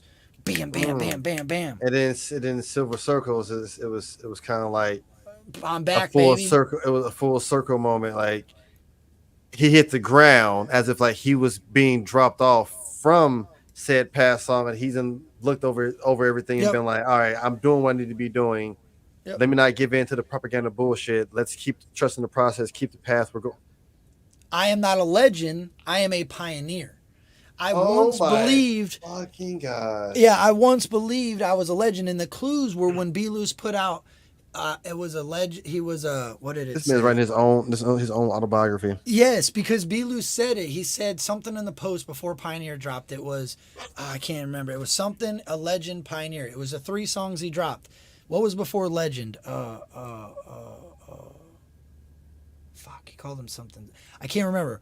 But it's been a process this whole time, bro. And now he was all alone at one moment, right? He was so fucking lost. That is White Lightning. That's White Lightning. So he was at a point where it was, do I fold and do I fucking confide to the mainstream and what I know I don't stand for? Right. Or do I continue chasing that white lightning maybe, but that high that nobody wants to mess with, that direction that nobody goes? Or do I want to change who I am and no longer love myself? That love and passion that I once had tarnishes. It is no longer my passion. My passion is now somebody else's passion. Like this shit's deep, bro. That's you crazy. Know what I mean? That shit's deep. And he dropped. Let me tell you how many views are on this video. You'll be like, he's dropping so many. You and him dropping so many gems. This video's got 800,000 views. He Easter eggs his whole catalog together, right, Mike? Bro, this man is better than the MCU. Like literally 800,000 views. Great video. Watch. I'm gonna start it back up. We're gonna finish this. I want to hear the rest.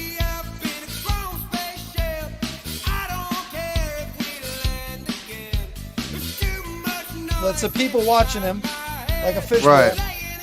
There's a fishbowl. There he is. All alone.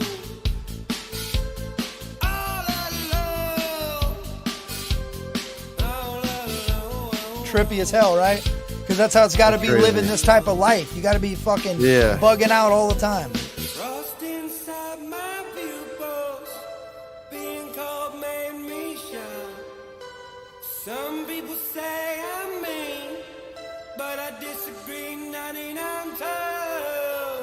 Mm. is an open guess. With me, I'm not predicted, Hold on. but we may. Please listen to that. Because remember when we said everybody slips up every now and then? Let me run that back so you can hear that one more time. But the other one Wait. is an Farther. open guess. Frost inside my pupils, being cold made me shine. Some people say I'm mean, but I disagree 99 times. But the other one is an open guess. With me, I'm not predicted, but we made peace inside my head, and both like being vindictive. So pick me up in a wrong spaceship. You get it, dog? Yo. There's too much noise inside my Makes a lot of sense. Bathing in hate, living in stress. So pick me up on a wrong spaceship. I don't He's a nice guy, bro, but you know what I mean? There's too much noise inside my head. Bathing in hate, living in stress. Oh, At least he was real about it, though. It happens, bro. We're all human, dog. Yeah. And he's telling people, like, I know y'all, you know, he said it before. We all got our place in history, bud. We all got our place in history. He's just fucking human, just like everybody else, bro. And I think that if people would put, like, I challenge people all the time, find a bad song, and I'll tell you why it's not bad. And if I can't change your opinion on maybe what you hear, I don't know what to tell you. I don't expect to. Everybody can have their own opinion, but I Right. believe what did Mike say? It's he's Easter egged all this shit. His whole shit. But it's for Yeah. people like you that go through his whole catalog. You know, people like Cass, people like Mike, people like Misty. It's for Creek Squad, the Holler Boys, the Holler Girls. That's what it's for. So if you're a mainstream person that has never heard his catalog and you only give him the chance to listen to one song, you're probably not going to understand it. Because it's not meant to be understood by that.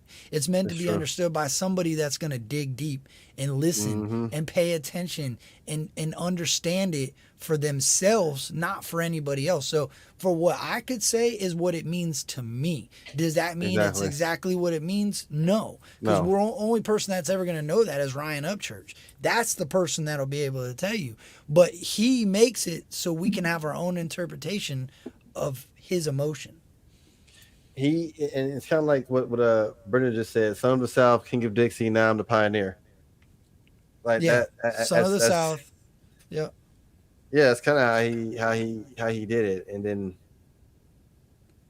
it's kind of what you said, and then to blend the two together, you could take it face value, or you can dig deep. He every single song, like you said, tell me a bad Upchurch song, and I'll tell you why it's not bad. Because every single song has a message. He has a message behind it. It's like also it's like a little treasure hunt for us. Those who's willing to take the time to dig deep or find the treasures of his intellect within the song, Right. and those who just want to listen because they're just listening, they'll find nothing but just the beat from some bomb lyrics. You might have people who's heard this and they're like, "This was a good song. It was a cool song, but did you understand it? What was it understood?" He was just talking about a good time, and you're just like, "Huh? What?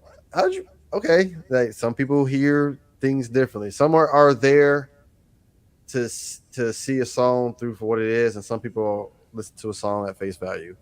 Well, look at the song Silver Circles. So, you know what I take from that as well? Is imagination. Like, he's singing for the folks that have an imagination. Because most of the time, people are too afraid to think, hey, I believe in aliens. Hey, I think it's a possibility that aliens exist. So he's out there singing his heart out about some shit he believes in. And it happens to be aliens. And a lot of people are, oh, yeah, stupid. You're weird, bro. What are you doing? Well, he's making music for the people that are like him. People And that then here like I am aliens. resonating with him, and I'm like, bro, for real, fucking aliens. Like, I tell people either you believe it or you don't. I don't knock nobody for it. I don't knock nobody for having a difference. Like, life would be boring if everybody was the same. So I do don't. you know the folks that are telling you it's bad to like aliens? Yeah, That's them yelling "You're next to red." It's a fucking circle, bro. yeah, I know. Like he does, Yeah. it's a life. So that's the coolest part about it is if you look at it through your own life. You say I like fucking playing video games and collecting. What are those things called? I forget what they're called. Pops. Yeah, Pops. collecting pops. And people say you'll never be successful because you sit in your fucking room and play video games and collect pops. That's somebody telling you you can't like aliens, silver circles, and you're next to red. You get what I'm saying? Like that's crazy, bro. Like a big saying that I live by, and it comes from a game. It's from Assassin's Creed. Nothing is true. Everything is permitted. Right. When my brain got to a certain level to understand past just, oh, that's just a model in a video game. When I got older and replayed it, I was like, damn, that's deep. Nothing is true. Everything is permitted. It makes you low key get mad for a second. Like, the fuck you mean? Like the truth is the truth, but the truth is the truth because it's what we permit it to be. Right. Is what it's just like words, bro. We fucking make up words all the time and that's what they mean, but that's not really what they meant. Like we just alter things to work in our favor at some point. You know what I mean? Like whether it's our favor or the person above us or the person above them. It's you hold, like I listen to all these famous and successful people say the only way to become successful is believe in yourself and do it. Right? That's the only two keys. Believe in yourself and do it. That's what Ryan does, and people get mad and they call it cockiness and confidence. It's confidence, bro. You gotta have confidence, man. Like you gotta be able to make a song. Like that song I played was called All Alone. You gotta be able to make a song and get out of your comfort zone and make music. You know what I'm saying? And that's also life. Got in the comfort zone. He had to get that shit out, and he got it out in a funky ass 80s vibe song, right? And then made some really dope albums right after it. I could play Grand Theft Auto Vice City and have that on the radio and be fucking vibing out. That's where bro. that song took me. It could go in a lot of movies, bro. That would be great scoring in a lot of movies where the person's in a trippy mindset or you're driving down the road and it's in between like a B-roll scene. That would be great, bro. Like he has some really solid, like have you heard Champagne Tundra or any of that stuff that he just drops on YouTube and barely puts on fucking Spotify? Like just heartfelt music, bro. Like, damn, he did. I think you probably did hear the country one he dropped. Not the country one, the remix, the Big X, the Plug, the Texas remix. The bitch I'm from Texas. Upchurch does it. I don't think I get to that one then, probably. Let me go get a drink and give my wife a kiss, and if you want, we'll listen to it. What's the title of it? Let me see, because it's Big X the Plug. It's Upchurch's remix. Fuck. I think it just says Big X the Plug remix. Yeah. I'll watch it. Yeah. Okay. Everything I thumbs up and like to make sure I don't you know. Well, I could either throw you a curveball and run you one maybe that you haven't heard, or we can get out of here if you got something you want to do. Nah, I'm chilling. Give me a minute. What do you want me to play while I go get a drink? Pick something random. Something random. You want me to have something? Throw me a curveball. Oh, a curveball on this one? Yeah, I'll tell you this. If you're going to sit here by yourself, I got a perfect country one that you being a fan of Upchurch country, but not being a fan of so much real country, I got a country song, and somebody already said it in the chat, that will fucking blow your mind. So, but you gotta, I'm going to let the thing ride, and I'm going to come back, get my drink. I'm going to let you listen to, like, don't listen to it, feel it. Okay. And it is, somebody said it, it's real country.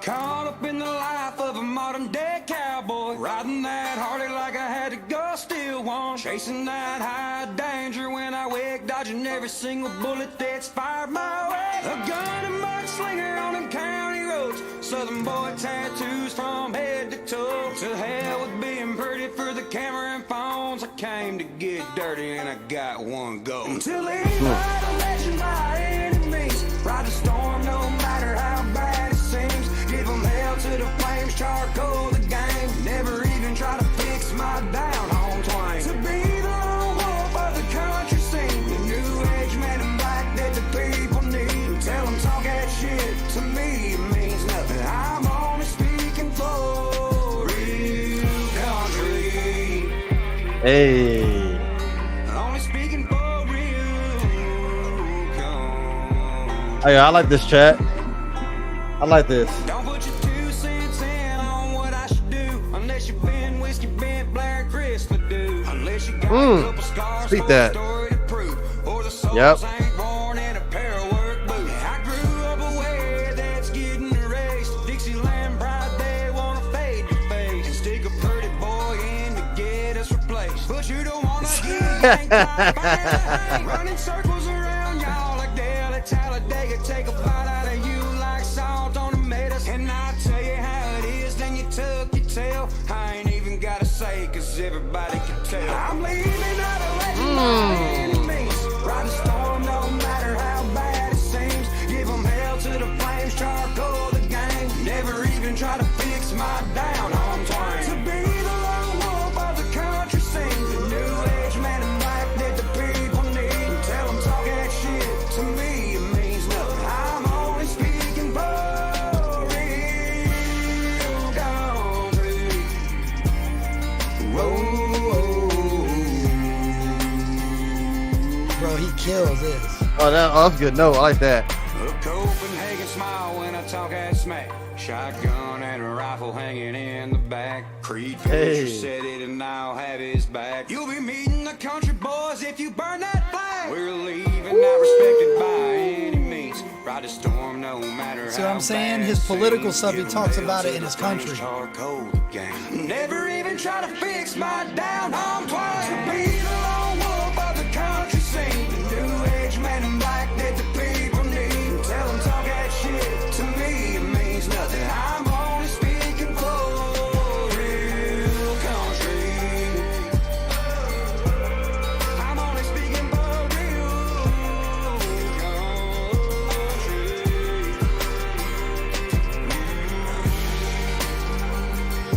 Dog, I feel like he was right there. I feel like he's singing for every country boy that doesn't have to scream their country. You know what I'm saying? Like, He was singing that's for what the real country boys who just be who's country. in it. It's not a thing to be like, oh yeah, guess what? I'm a country boy. Like It's not a way of passage. He's singing for people who's just being themselves. Right. It was just people being themselves that look up and it's like, oh, you're talking about me?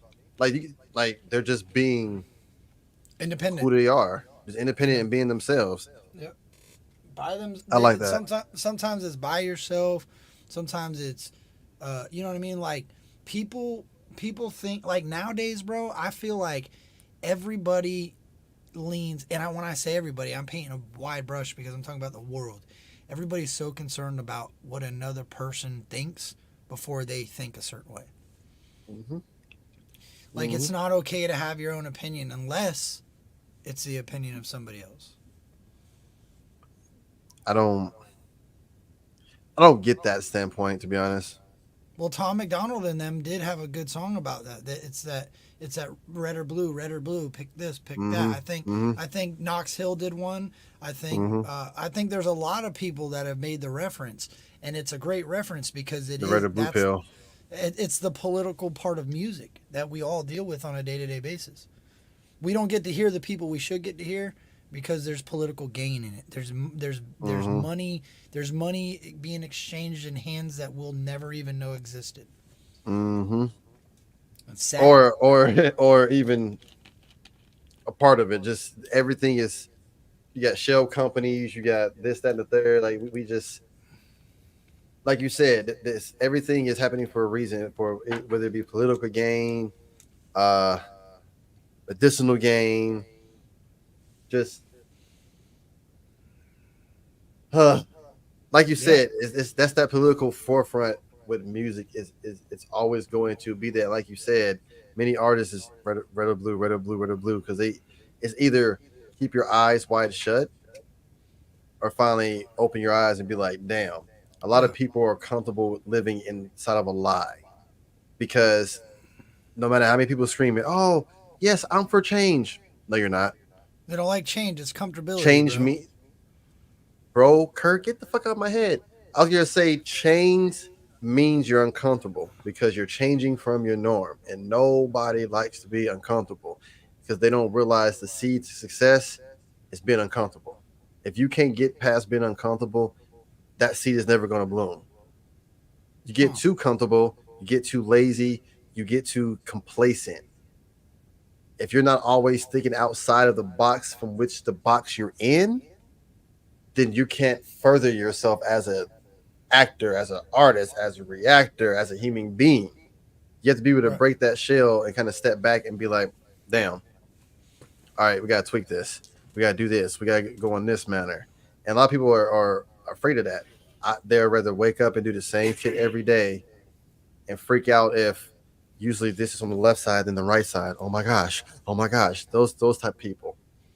Right. But you've been in situations probably where you were uncomfortable, and then from an uncomfortable situation, an opportunity arose. And it's like, damn, if I never would have been uncomfortable, I never would have felt the need to jump out of that shell. Right. Well, that's the separation of middle class, high class, low class. Like, we're put into classifications of people, and it's meant to make us feel like we are less than, so that we stay at that level. That's what my belief is. So what Upchurch's music does to a lot of people that are down and out or barely getting by, it makes them realize that this average fucking country boy that was hanging drywall, you know what I mean, barely able to buy food, choosing do I buy a can of dip or buy some food, and I bought a can of dip because I had to work and deal with a fucking asshole boss the next day, you know what I mean? Like, if that dude can make it out, anyone can make it out. Mm-hmm.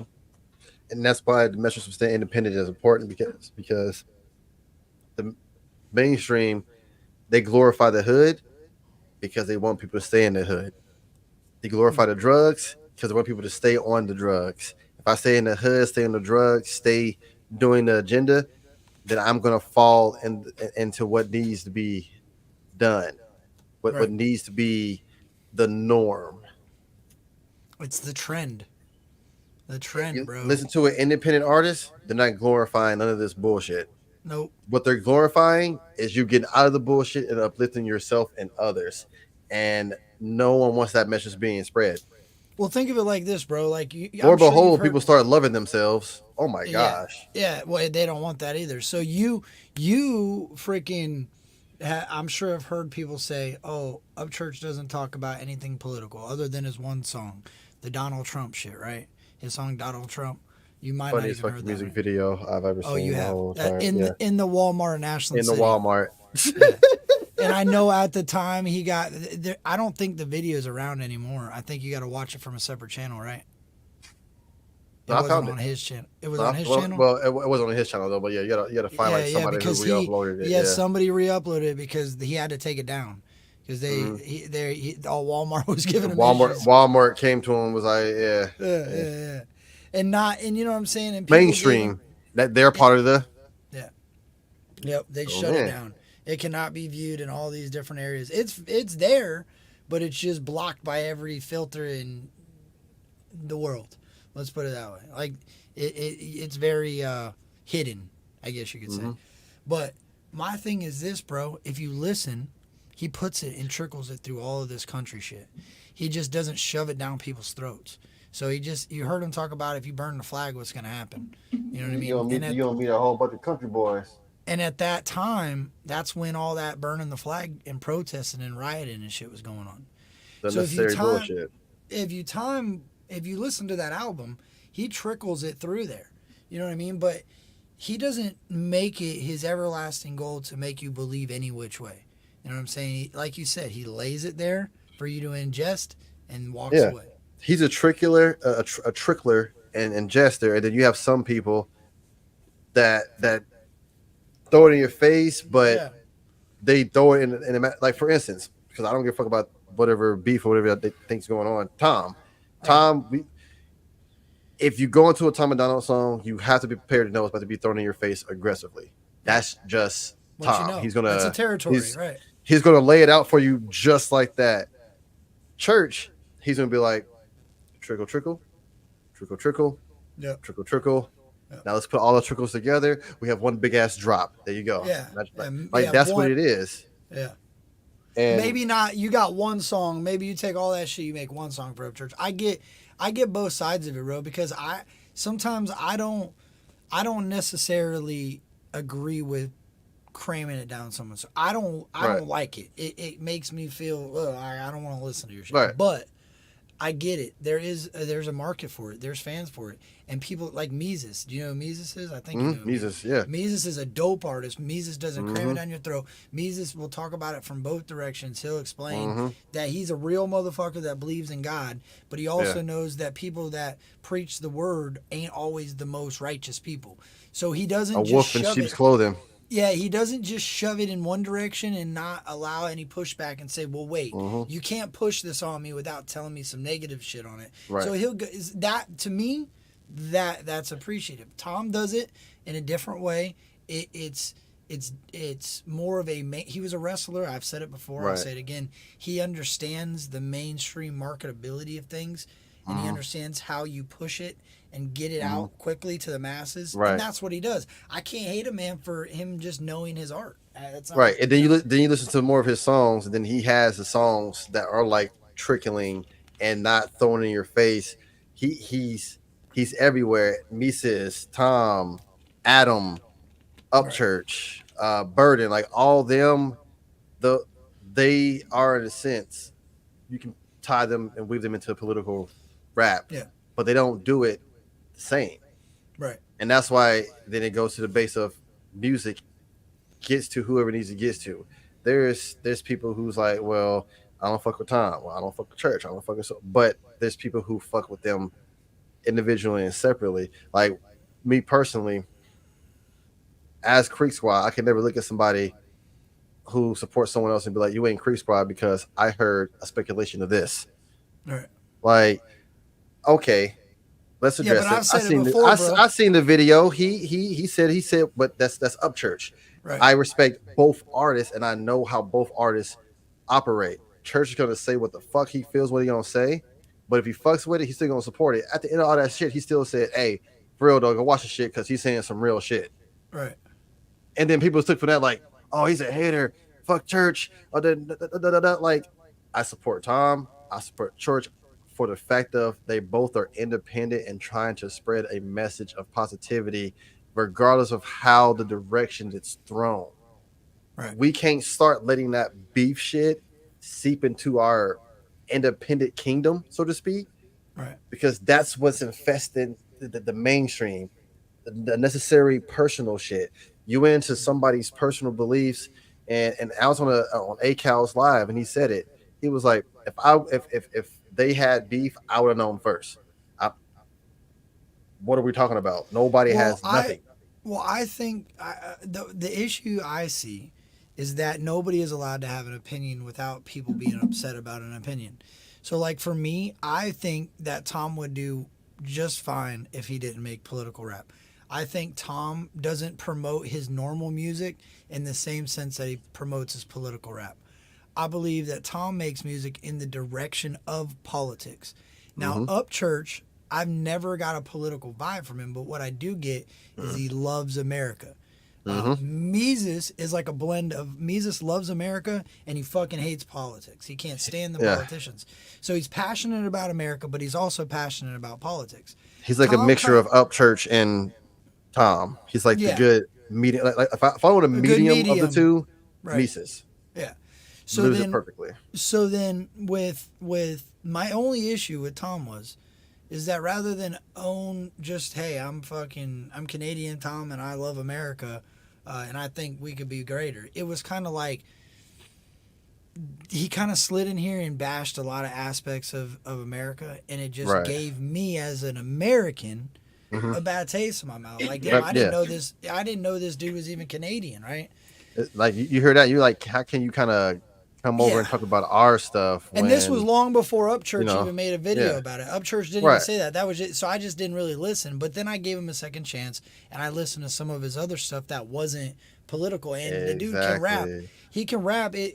Sometimes it, because you've already heard him as a political rapper, you start molding words and things he's saying, and you could almost But it's make what you anything said. political. Right. He knows the mainstream, the Yes. marketability. He pushed the political side, Yeah. and then he makes it, and it's smart. He makes you think like, okay, well, Full if I package. buy his album, I'm gonna get more political stuff, and then bam, you get his album, and there's like 3 political songs on it, and the rest is some other shit, and you're just not expecting it. And you're like, Yeah, wait a but minute. it's kind of like what you said. It's like, why hide behind that? I have, and it's not a bashing thing. I like to give people constructive criticism because I'm a fan. Me too. I appreciate what you're putting out, but sometimes you come across like you've been in America, like you're an American, and then sometimes you leave me scratching my head, like, bro, how you really know like you're Canadian, you know? Yeah. But I yeah. respect you for giving a fuck about Yeah. my country, and Right. you're not even really from here yourself, so that's cool. But some things you're touching on, I don't want to say like I'll I give feel you a good only example. Americans can say it, but it's like some things I'm kind of just like. But I'll give you a good example, and maybe you've seen this stream that I did about my issue that I had with Tom when they dropped the song with Dax. So I have no issue that they made a song with Dax whatsoever. I think Dax is dope. I've always thought Dax was dope. I liked his Grinch shit, whatever. It's not like something I listened to. It didn't have a shelf life for me. You know, you hear it a couple times Right. and whatever. I can't relate to it. That's okay. You're, as a fan of music, you're allowed to not relate to everything. But whatever. Right. So when the song was about to drop, nobody knew who it was. It was 3 of the biggest independent hip hop artists in the game. That's what it was. Nobody knew who it was. He had just been teasing it, but he'd been saying that. These are 3 of the biggest hip hop artists in the game. He kept teasing it and teasing it and teasing it. The song drops. I react to it. I believe him, right? I'm like, dude, I'm saying it in my chat. Hey, these 3 of the biggest hip hop artists in the game. Not all 3 are the biggest, but 3 of the Right. biggest. Right. I start looking into it, bro, and it wasn't the truth. And I start seeing he's signed with a record label. Now, granted, maybe the song was created when he wasn't with a record label, but I feel Right. like if Tom would have came out and been like, yo, me and Adam Calhoun, 2 independent as fuck artists, are about to make a song with a label artist that is a black dude, and we're 2 white dudes, and we're making a song about racism, I think it would have done better. I think people would have Yeah. been like, what? The mainstream and the independent are about to talk about. But no, he said that. And then I've heard people say, well, now he's saying he was independent at the time, and Tom and Adam were the ones that were independent, which is fine. Shout out to them for doing their thing. But I just felt like I was lied to a little bit. And then, Yeah. you know, with being the marketability of a wrestler and in the music industry, I just felt I had a bad taste in my mouth, bro. I'll be real with you. Yeah. Hey, man, and that's and the respect of it is you at least took the second chance and went more into it, and you were just like, you know what, this ain't really my cup of tea. I respect you as an artist, but you're not somebody I feel like I'm about to be bumping Exactly. 24/7 and stuff. You know, I'll check you out to see if what you are releasing is aligning with what I align with and feeling right. But if it's not, hey, good release, awesome, more power to you. Kudos to you. Keep doing your thing, Yeah. but it's not for me. Yep, and keep moving. Because I'm gonna be honest, with the Black and White song, people was like, some people were doing it just because it was another Tom song. And me, I was like, I personally did it because I wanted to hear the difference between the 2 upbringings. It was nice to hear like, I've been on some white people, and then if you me where I grew up from, I'm like, hey, that is some shit. That's some shit that it was doing. And then he's like, I've been on some black. I'm like, true, but like you said, they talked about racism, but it's kind of like the way it was marketed kind of overshadowed the What initial topic message yes, should have thank been. you. Thank you. And that's coming from a Tom fan. I know. Because I'm not biased. I'm a lover of music, you know. So and that's me talking to the chat. You know, I'm a Tom fan. I'm a Dax fan. I'm an ACAL fan. I'm a Upchurch fan. And I'm I a fan of love music, this. but that I'm a fan you're of right. music, but that shit right there was like you should have advertised that more over on the topic of discussion. It Right. should have been managed behind like you have this Canadian who moved to America who's seen some shit. You have another country boy who grew up in Chicago who's seen some shit. And then you have Dax who grew up overseas for a little bit and then went to play ball and he went through.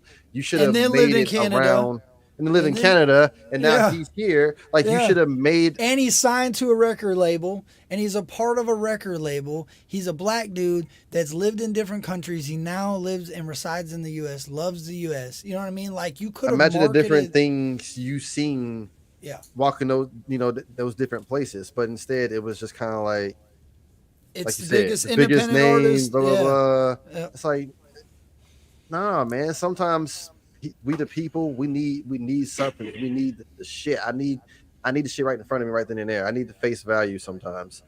Sometimes And it wasn't no hate, bro. It wasn't Yeah, no hate. no It was hate. criticism. It was like this is still no literally- hate. No, it Tom, ain't. Tom and them do their thing, but that's what I didn't like, and if I had critiqued it, that's my critique. And everybody makes mistakes, bro. Like, People I need don't to be comfortable not- talking about it. Everybody doesn't want to talk. They want to just. Yeah, I don't not like Tom McDonald because of it. But at the moment, it was like, dude, what the hell, bro? You have such a big platform. You know you can push it. You know you I felt like can you make fumbled. it go. I was like, Yeah. oh, bro, you fumbled. I was Yeah. like, you got the handoff and you fucking fumbled. Yep. Yep. And hopefully you saw and hear some of this criticism. 'Cause I'm not the only person who said this, so hopefully you've seen and heard some of this. And instead of fuck the world and fuck that, I'm gonna stay doing it and getting cocky about it. Hopefully, as a person I think I'm a fan of, you took it and was like, all right, let me learn from my mistakes. And the next go around when something's released like that, it's gonna be about that topic. I'd rather it have been all about that topic than for me to figure out what black is white about to be. Like, yeah. you have me sitting there being like 3 artists, big artists, but black and white. Like, what we not gonna talk about here? Tuxedos, Tuxedos, different Illuminati, color what's going on? Yeah. Yeah. But it's No, just, bro. but then when we go to Upchurch, because it's Upchurch Day, so we got to bring it back to Upchurch. And when you go to Upchurch, he gives you everything at face value, respectively, not in the song wise, like, oh, I'm just hearing this to hear. He's up front. What you get from church is what you get from church. You got to worry about, all right, when church is done posting and uploading this, he's a whole different person. No, when you watch his videos, I feel like all I'm doing is watching someone hit record and he's just being himself who happens to be making music. Hey man, I made a song in my closet. I'm about to rap this shit and just do some funny shit. You want to record me? Cool. That's what I feel like he's doing. Just on a more professional level. Sometimes I feel like the actual songs are an extension of what he's already been telling us. Like, they solidify a lot of shit. So example, like when all that shit was going on with his family bullshit and he was feuding with his family, you don't hear much about it, and then the song drops, right? Yep. And one thing I really respect about him is once the song drops, he kind of just, that topic just is gone. He lays it out and he says nothing else about it. Yeah. The most you got from him is the track's out. You'll get maybe he might dabble into it on his questions, but he'll pull right out of it and move on. Like, he will never go try to stew back in that same shit that he's pushed out. It's therapy, dude. At the end of the day, like, that's a journal. Music's a journal for him, dude. And I think that's why he connects with fans so well. He throws it out there. He puts it, if there's a situation he wants to talk about, he talks about it. And like you said, he's done with it. He's literally the embodiment of, I said what I said and I'm done with it. And like you said, as a man, that's how I respect him, because that's like the epitome of being a man. Like, his core values is just let it lie where it lies. If it ain't broke, don't fix it. Don't fix it, right? Yeah. That's facts, dude. And that's just what you get when you get church. You don't gotta be like, okay, when I listen to church, what am I gonna get? You're gonna get church. And if you're a real skin, when somebody says that, you'll get it. When you get church, you'll just get church. If you don't understand it, I don't have to tell you. Have you seen him shoot the jukebox? What? Yeah, he's in a studio at Ghost Ranch, And it's and you know, Bubba shot the jukebox and that song. Well, he does it, and he actually shoots his jukebox right through his studio, shoots right into the front of the jukebox, right? And then he, you know, he does the chicken thing where he puts the chicken on the 4-wheeler and he fucking smashes the record. You know what I mean? So you see all this stuff, and you're like, well, he's probably not like that in real life. It's probably to make these fucking videos and shit, right? Yeah, no, that's him. I never forget it, bro. We were there. We were in the Hellcat. We were all getting ready to leave. We were going somewhere. And his fucking motorcycle helmet. He had his motorcycle helmet in the car. He had just got off his bike, and it was about to rain, so we were getting in the car, and his motorcycle helmet was in his hand. Just bought the fucking motorcycle and the bike, and his motorcycle helmet was in his hand, and he put it on his armrest. And you know, a Hellcat, it's fucking tight in there. So he gets in the thing and he's trying to put his arm down, and my wife and my daughter's in the back seat and I'm in the other seat, and he can't get his fucking arm down because his damn helmet. Dude, he takes the helmet and just throws it out the window. See it, yeah. Brand new helmet. So when we left, I told him, I'm like, dog, I'm going to go see if we can find that helmet for you. He was like, whatever, bro. You find it, you keep it. I'm like, all right, bet. So me and my daughter went and looked in the little ditch where he threw it out. There it was. I'm like, no way. This motherfucker just like, get out of the way. You know what I'm saying? Like, he doesn't really, the materialistic things, dude, that's one thing I'll say that about shit didn't matter. They mean nothing. His comfortability, like, get off of my elbow. You know He's like, I'm trying to be comfortable in this tiny ass car. Yeah. So, fuck it. I won't wear a helmet for a few days. You know what I'm saying? Like, the comfortability of my fucking elbow is more important. And a lot of people could look at that as, oh my God, why would you throw a perfectly good helmet out the window? But I look at it as like, you gotta be, at some point, you can't hold value in material shit. Like, you have to be able to break your shit. Like, that's the cool thing about him wrecking his cars and driving his brand new Bronco in the water and driving all crazy and doing donuts. Cause like, he doesn't buy this shit to impress anybody. You know what I mean? He buys it to have fun and use it for what he was. I'm buying a big ass truck because I need to go off into these motherfucking hollers with this big ass truck. Yeah. And if it breaks, I'm gonna buy me new. And it's not being like, oh, I'm super motherfucking rich. But if I had Upchurch money, that's how it would be about materials. I wouldn't get materialistic. Oh, I gotta keep this helmet because I just spent. I'll get another one. Like, give back to people, man. He donates a lot of shit, bro. It's crazy. I'm not gonna let it affect me. Like you said, you was like, we're gonna fight it, man, because you know your heart. You're like, man, you have to do that for us, man. Let's go get that helmet for you. And he's just like, no, fuck hey, it. You find it, you keep it. Because in his head, he's probably like, when I stop back by the store, I'll buy another one. He told us a cool story. He told because my daughter said like it. He said, yeah, she said, what are you doing throwing that out? And he said, oh, I'm putting it there like an Easter egg. He's like, maybe I can come back and get it later on, right? He said when he was younger and he was running around through the hollers and shit, he would hide shit. So, hey, we got to go over here and ride and do this. Well, we can't carry all this shit, so he would hide it somewhere. He'd go do his thing, and then when he was coming back home, he'd go get it. I'm like, oh, I remember doing that as a kid, but mine was like hiding it in gas caps and shit of cars, under tires and in rims, and hope the car don't leave by the time I cut back through here. Yeah. So relatable again. That's what I'm saying. Like, super duper relatable, super duper like. Most people look at him as like they put him on this fucking throne, like this pedestal, like he's never left and he's just locked inside this perfect castle. He's just Upchurch. He's just a human who's happened to make music that's getting played by millions and millions of people are loving. That's it. This was fun, and that's how he beats the mainstream shit. Mainstream, they'd love to be put on that pedestal. He's like, don't put me there. I'm human. Like I'm human who's happened to be blessed to do what he's doing. Don't stick me in that box. Don't put me in that little cubicle. Yeah, bro. Because here I am being like, oh, you know, I had to get some equipment to record them so we can do a podcast. He's like, fuck all that.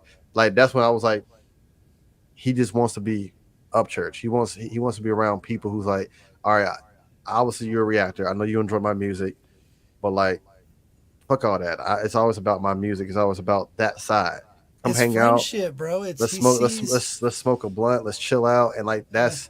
I'm like, that's some friendship. Like if I invite you to my house and smoke a blunt, chop it up and shit, I'm investing in what I think is a potential friendship, which then can turn into a brotherhood. I don't.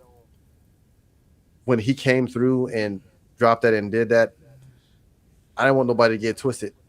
My excitement was not from a celebrity standpoint. Yeah. It was somebody I fucking look up to who I didn't wasn't putting stuff out there because I wanted your attention. I was putting stuff out there because I believed in you. And finally, I want to say finally, you were just like, oh, hey, Loccd Wolf. And then for you to say you dope as fuck, that his words and context meant he's been watching me for some time. Yeah. So it puts me in that mindset like you never know who's watching. Always forward, never backwards, because I'm doing me just to do me. And that's probably what he wanted. You know, And he has a people lot of definitely reactors notice it, bro. who do his music because of, oh my God, it's Upchurch. He's like, nah, where's the people who react to my music because they feel me as a human being? Right. And it was honored that that's what he gets from me. He's like, I want to offer he pretty much offered a branch of friendship. I'm not going to take that as oh my God, I meet my celebrity. Nah, I'm meeting a homie that makes music that I fuck with, that I look up to. And now I get to meet him and chop it up and swap intelligence. That's about to be a dope shit. Yeah. Like, It's like an extension. It's like an extension of you, bro. Like that's the music thing about it for me. So I would take the dinner with Upchurch versus the money. Now, if it was Jay-Z, I'll take the money. I don't want to talk. Yeah, yeah, I get what you're But saying. I would sit down and talk to Upchurch over some fucking money. Real shit. It's the experience. That's what it's about, bro. Like when you can relate, it's for me. It's weird because he's 32, and when you think of it, like how much life could you live more than me? 4 years is a long time, bro. Like, so it's weird to kind of it put in a perspective for me that you can never judge somebody. You can't judge a book by the cover, the age, whatever. You can't, bro. And I look up to him, and I'm older than him, right? And a lot of people are like, that's crazy, that's stupid, why would you look up to somebody younger than you? It's like, because his music has allowed me to open up my mind to grow.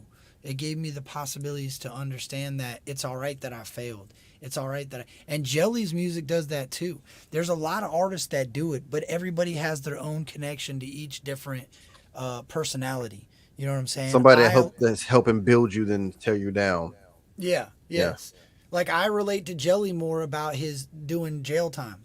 You know what I'm saying? Being locked up and incarcerated and going through the struggle of selling drugs and doing drugs. I can relate more to Jelly in that aspect.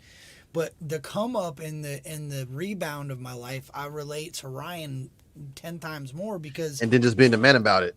Yes. Right. Owning your shit. Being the man about it. Yeah. Yeah. Jelly talks about it, but it's different. Like it's a different lifestyle. It's just different. And that's okay. And I think people are so afraid to say, hey, look, I like this person. I really support this person. And I also like those other people. Nowadays, it's like you can only be a fan of one, like you were talking about. You only be a fan of one person. If you're a fan of that person, you better not be a fan of nobody else. Like, that's fucking stupid. That's why that's why reaction channels are struggling. That's why music struggles. That's why so many different pockets of things struggle, because people are so afraid to let new people into their channel or into their life or into their sound that people are now accustomed to not involving themselves with people. It's like, fuck it, I won't comment, I won't like, I won't share, because if I do, so-and-so might be mad at me. I've had people tell me, once you get bigger in numbers, I'm gonna have to stop being so supportive, because people who get bigger in numbers lose their way. And I'm like, huh? I mean, I'm like, that just means that it's growing. And to me, bigger numbers, I'm growing. And that growing is I'm getting, hopefully, like-minded individuals, as far as whether we're thinking in the same headspace, we like the same music. I want to be surrounded by people who love music and just support me and support that artist, which is why I mainly want to do independent stuff. If I do mainstream, and when it's mainstream, it's not even really the mainstream trash. It's mainly like the politics of mainstream. The politics of mainstream, or even the country singers who signed by a label. You know, I can go and be like, oh, this is a country song. Go to the licenses, Sony. Yeah. They own it for what reason? And like, it's a good ass country song, but Sony. And I can't play that live. I gotta dim the fuck out of it. Why? Because Sony won't they independent artists appreciate us. They don't care if you share it. They don't care if you. They got the marketing of it. They'll handle the marketing. Mm-hmm. That's the way they look at it. Listen, when are you planning on doing the one that I'm gonna come over and kick it with you? You got an idea? What's I was thinking let's just do it next Saturday. We could run that. Everybody in chat, make sure you guys sub up and be ready because we got a lot, bro. I can't believe Curtis know me. I'm stoned. When I get stoned, I can talk. So he's like, "Hey, I gotta go, motherfucker. Shut the hell up." Well, not only that, I want to do something. Not only that, I want to do something. I seen the chat put a bunch of different Upchurch songs that they wanted us to play. We're not ruining Holler Boys for him. I want him to get to react to that. There's certain songs that you just got to do on your own, and that I believe. So you haven't even played Holler Boys for me yet? No, hell no. You I ain't thought heard you that one. did. No, you got to okay. do that on your own, bro. That's one you got to do on your own. You got to ingest that, bro. I don't want to ruin. Like, it's dope to show you Upchurch songs, but I feel like that one will be special for you. And I want everybody to take a chance to put a song in there, and you're going to get in the hot seat and get to pick the one. I don't care which one it is. It can't be one that we've already played. Let everybody drop the things, and maybe you can pick one you've already heard or something that sounds interesting to you. Who run it? Whatever, bro. And I don't care if it's one of your supporters, one of my supporters, whoever. Just find one that is dope that you want to ride with. And with that, I'll look through the chat. I've been trying to keep up with the chat. You guys are pumping it out. I appreciate it. Yeah, you guys been going ham. I've been trying to. I'm like, I don't know what to say because y'all going ham. Well, they're cool because they'll talk to them. I appreciate y'all though. You'll see a conversation between Bulldog and Sasha down there. They'll be cutting it up. Yeah, they're dope. I love. Yeah, everybody's talking to each other and stuff. Yeah, I like that. Yeah, you got to get over the wolf. I like what you call your area, the Wolf's Den. I like that. The Wolf's Den. Yeah. And I appreciate Captain's Cartel. Y'all dope. I appreciate your community. Y'all being so like welcoming, so warm. Like that's always my anxiety with just meeting new communities. It's like, oh shit, somebody ain't gonna like me. And it's not saying I give a fuck about somebody not liking me. I don't want the chat just being like, oh man, fuck this guy. This guy sucks. Yeah, it can be nerve-wracking, bro, for sure. You like it's that fear of change. We as humans have it's change. It's something different. It's we get past it and push past it, and then on the outside of it, it becomes so much. It was crazy that you even worry about it. Yes, Mike, I've seen the funeral of Screwface. Y'all saw all that. I saw the resurrection in the reburying of Screwface. And then what nobody I don't know if you picked up on this, Kerr, you probably did. That was a full circle moment from Screwface and Blue Jeans because I forgot which track it was, one of the disses. I know. But he said, I'll name an album after you and still get more hits than you. And then he comes out with a track called Blue Jeans, and he called him Blue Jean Face. Yeah. And then this I just know this man is always dropping, like you said, past, present, future. He drops a Blue Jeans track for 2024 this year. Yeah. Bro, and you know what's crazy is I didn't hear is this normal Upchurch activity? He's been leaving Easter eggs everywhere, dog. I mean, this man just. Yeah. And it's from what it sounds like, we might be getting something different on Blue Jeans too. Interesting. Kamani is a good. It's dope as hell. His beats are. He had me booming it. First of all, he had P.D. Pablo on the track. That shit was dope. Fucking P.D. Pablo. That was a real. That could be played on the radio. I'll say that. And I didn't even know if P.D. was in the country. That was like his flex to the radio. Like, you guys think I can't be played on the radio? He didn't cuss. There was not a single cuss word in that whole track. You know that? Not one. Not one? Not one in that entire track. I didn't notice that. I would have listened to it. The P.D. Pablo track, there's not a single one. He don't cuss in it. You could run that bitch on the radio right now, and they couldn't even doubt it.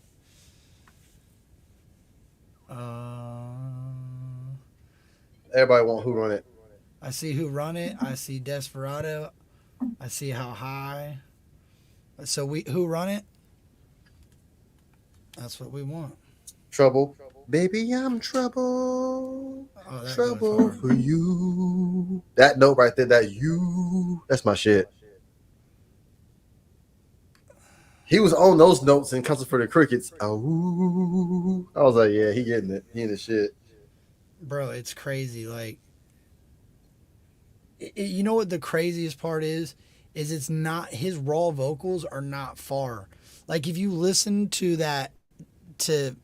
Sex and a Lighter, Sex and a Lighter, bro, the unmastered, just raw vocals could have went on YouTube. It could have went on, like, the sound level. The sound level probably would have been different because they mastered to ride on Spotify and Apple and all that. So the sound quality probably would have been lower. But, bro, the freaking raw vocals on it were spot on. Here, there, now, then. Yeah. That's my track. You said you had it backwards a little bit. We could do whatever, bro. Whatever you want. We'll Oh no! I'm just reading chat. I'm off what you want, man. Yeah, remember? No, you're in the hot seat, dog. You got to pick one. Oh, I'm in the hot seat. Oh, You're I in the gotta hot pick seat. one. Oh, Yeah. I'm in the hot seat. Shit. We got Come and Get It. Shit. We got Here, There, Now, Then. I say, I don't care if it's one of my supporters, one of yours, whatever song. If you see one in there that you're like, yeah, bro, we got to end with this. Or if you know one, bro, but I want to let the chat choose because I think they'll give you down a good. You don't have to this know one we it. end off on. Let's see. So we'll end off on one. All right. Yeah, till next Saturday, dog. All right. Something to end off on it. Let me see. And look, bro, make sure before we do this, let's let that run for a minute. We'll go through it in a second. Let everybody know where to find you on your social medias. Yo, you guys can pretty much find me on I am Loccd Wolf, or honestly, I'm the only person out there on socials with the name Loccd Wolf. If you type in Loccd Wolf, I will pop up on Twitter, Instagram, TikTok. What else? Or X, did you call it? X. I don't do Facebook. I say Facebook's too weird. I don't know how to operate that. Separate pages, dual crap on Facebook, so I don't do Facebook. But Loccd Wolf, y'all. You don't want to put reacts, just Loccd Wolf on all the socials. You'll find me. Make sure you guys hit the follow button. I like to post clips. I like to support everyone I know on the social media that I follow. You might see stories of, when Kurt going live, stuff like that. You do that everywhere? Rumble, Kick, Twitch? Is that what they're saying? Rumble, Kick, Twitch. I know a lot of people love us for our reactions. Cause, I don't mind that. But if you're into gaming too, I'm a gamer and love of music. If you're into gaming too, I'm on Kick. I'm on Twitch. I do my gaming on YouTube. Y'all can find me everywhere. Loccd Wolf. That's what's up. All right, Boom. Go through there and see if we can find one, man. Hey, one of these times we got to do some sort of interview, man. I think it would be cool to hear about your name and how you started doing YouTube and shit. I think that would be dope. Oh man, my name is easy. I have dreadlocks. I have locks. Oh, okay, Lock but Wolf. yeah. So okay, you call them Lock locks. Wolf. Back in the day where I grew up, they called them wicks. We had Wick City. Everybody had some wicks. Yeah. Oh, that's new. That's new. Like a candle wick. Yeah, Like, I never heard wicks. Yeah, that's new. I wick 'em up. don't call them dreadlocks because when you're into like getting like the lock community and stuff, there's nothing dreadful about our hair. The history of dreadlocks, that's the history of it. It's kind of like because word manipulation. yeah, because the colonizers couldn't at the time get their hair like ours. They would say the locks were dreadful, like, oh, that's dreadful. So dreadlocks. Oh. So if you're into the whole movement and doing it, we don't call it dreadlocks. We just pronounce them locks. So then Loccd Wolf, because these undone locks. Okay. Bro, you know what I mean? I would call you Loccd Wolf. I called you Loco. I get it a lot. Wolf. Bro, I get don't it know, a lot. I don't know. The D just throws everything. It just people see the D and they think it's an O. Yeah. So they just like it's three O's. Local Wolf. Local Wolf. Yep. It was like or local, whatever. Hey, I'm glad it wasn't only me, dog. Hey man, y'all putting some. You ready for? What your throat hurts? You want to hang out for a minute? All right, y'all. We gotta pick a song because the baby needs her dad. She's gonna hang out. She's gonna hang out for a minute. She'll hang out. It's on right. It's on right now. Yeah. You can't talk too loud though. Just hang out and watch. Look, all the chats. Is that Nana? No, that's not Nana. That's Misty. Say It's hi, like Misty. You know what? Mom, I do want to do some here, there, now, then. Misty. Here, there, now, then. Do you want to hear? His- Do you want? his vocals on that is. All right. Now this And I love it too, and I also love it too because it was a fan. It was a letter to us. It was the end. You know. What'd you say, baby? I like Pioneer. Oh, well, we're gonna listen to Here, There, Now, Then. You remember that one? Okay. Man, I can't wait till my daughter get older so she can just have the same. I like Pioneer. Yes. Yeah. All right, let's go.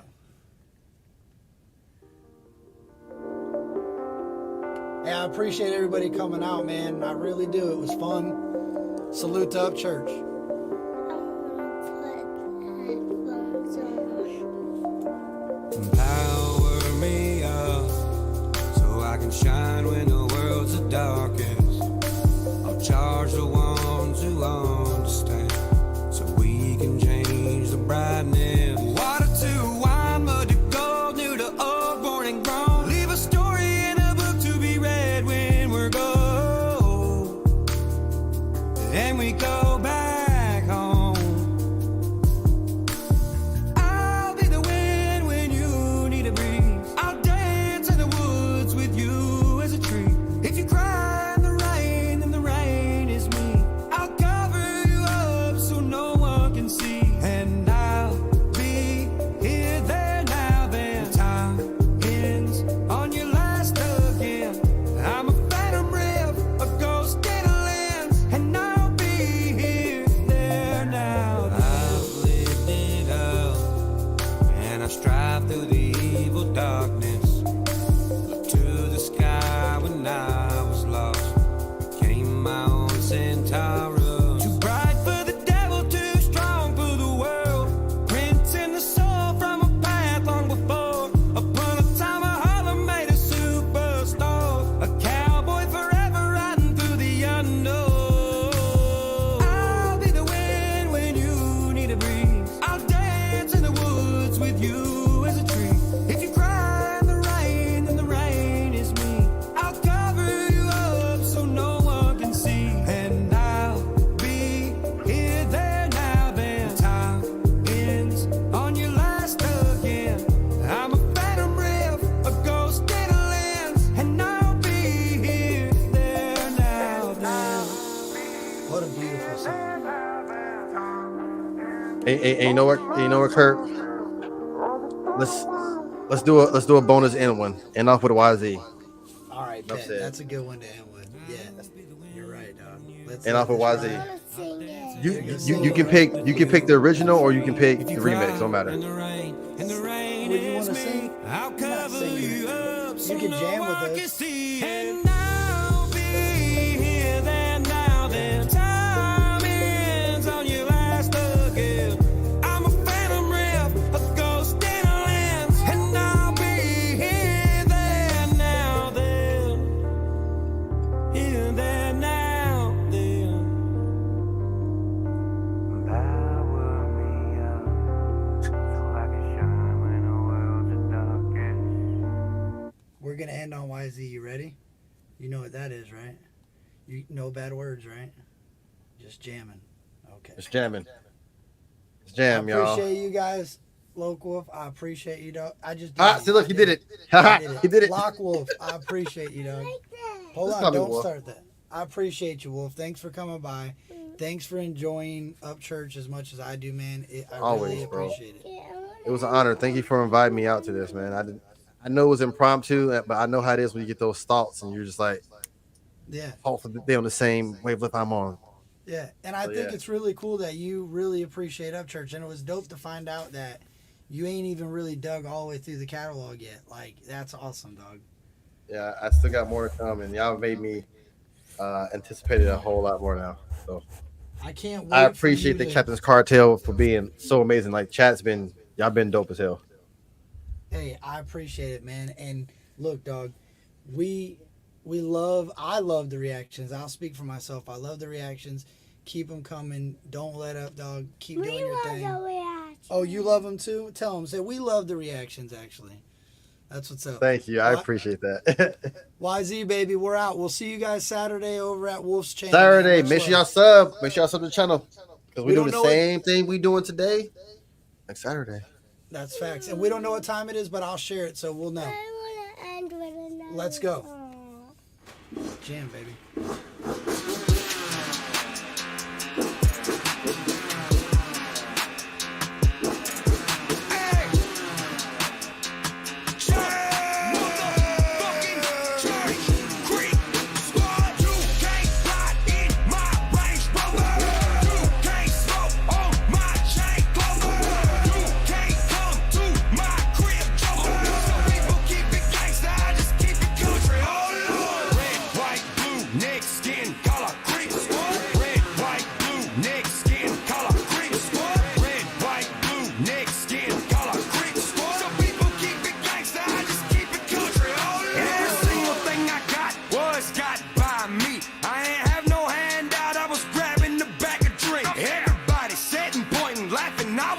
Chasing shit. Now the jaws are on the ground, they looking like they hating, bitch. I worked my way from not having a thing, and now I got creaker carved on 5 of my diamond rings. I don't wear them though, I'm still getting trashed. Talk about white trash, I am. Little bitch, my 6 is watched by every skin in Dixieland Creek. You can't ride in my Range Rover. You can't smoke on my chain clover. Definitely a headbanger.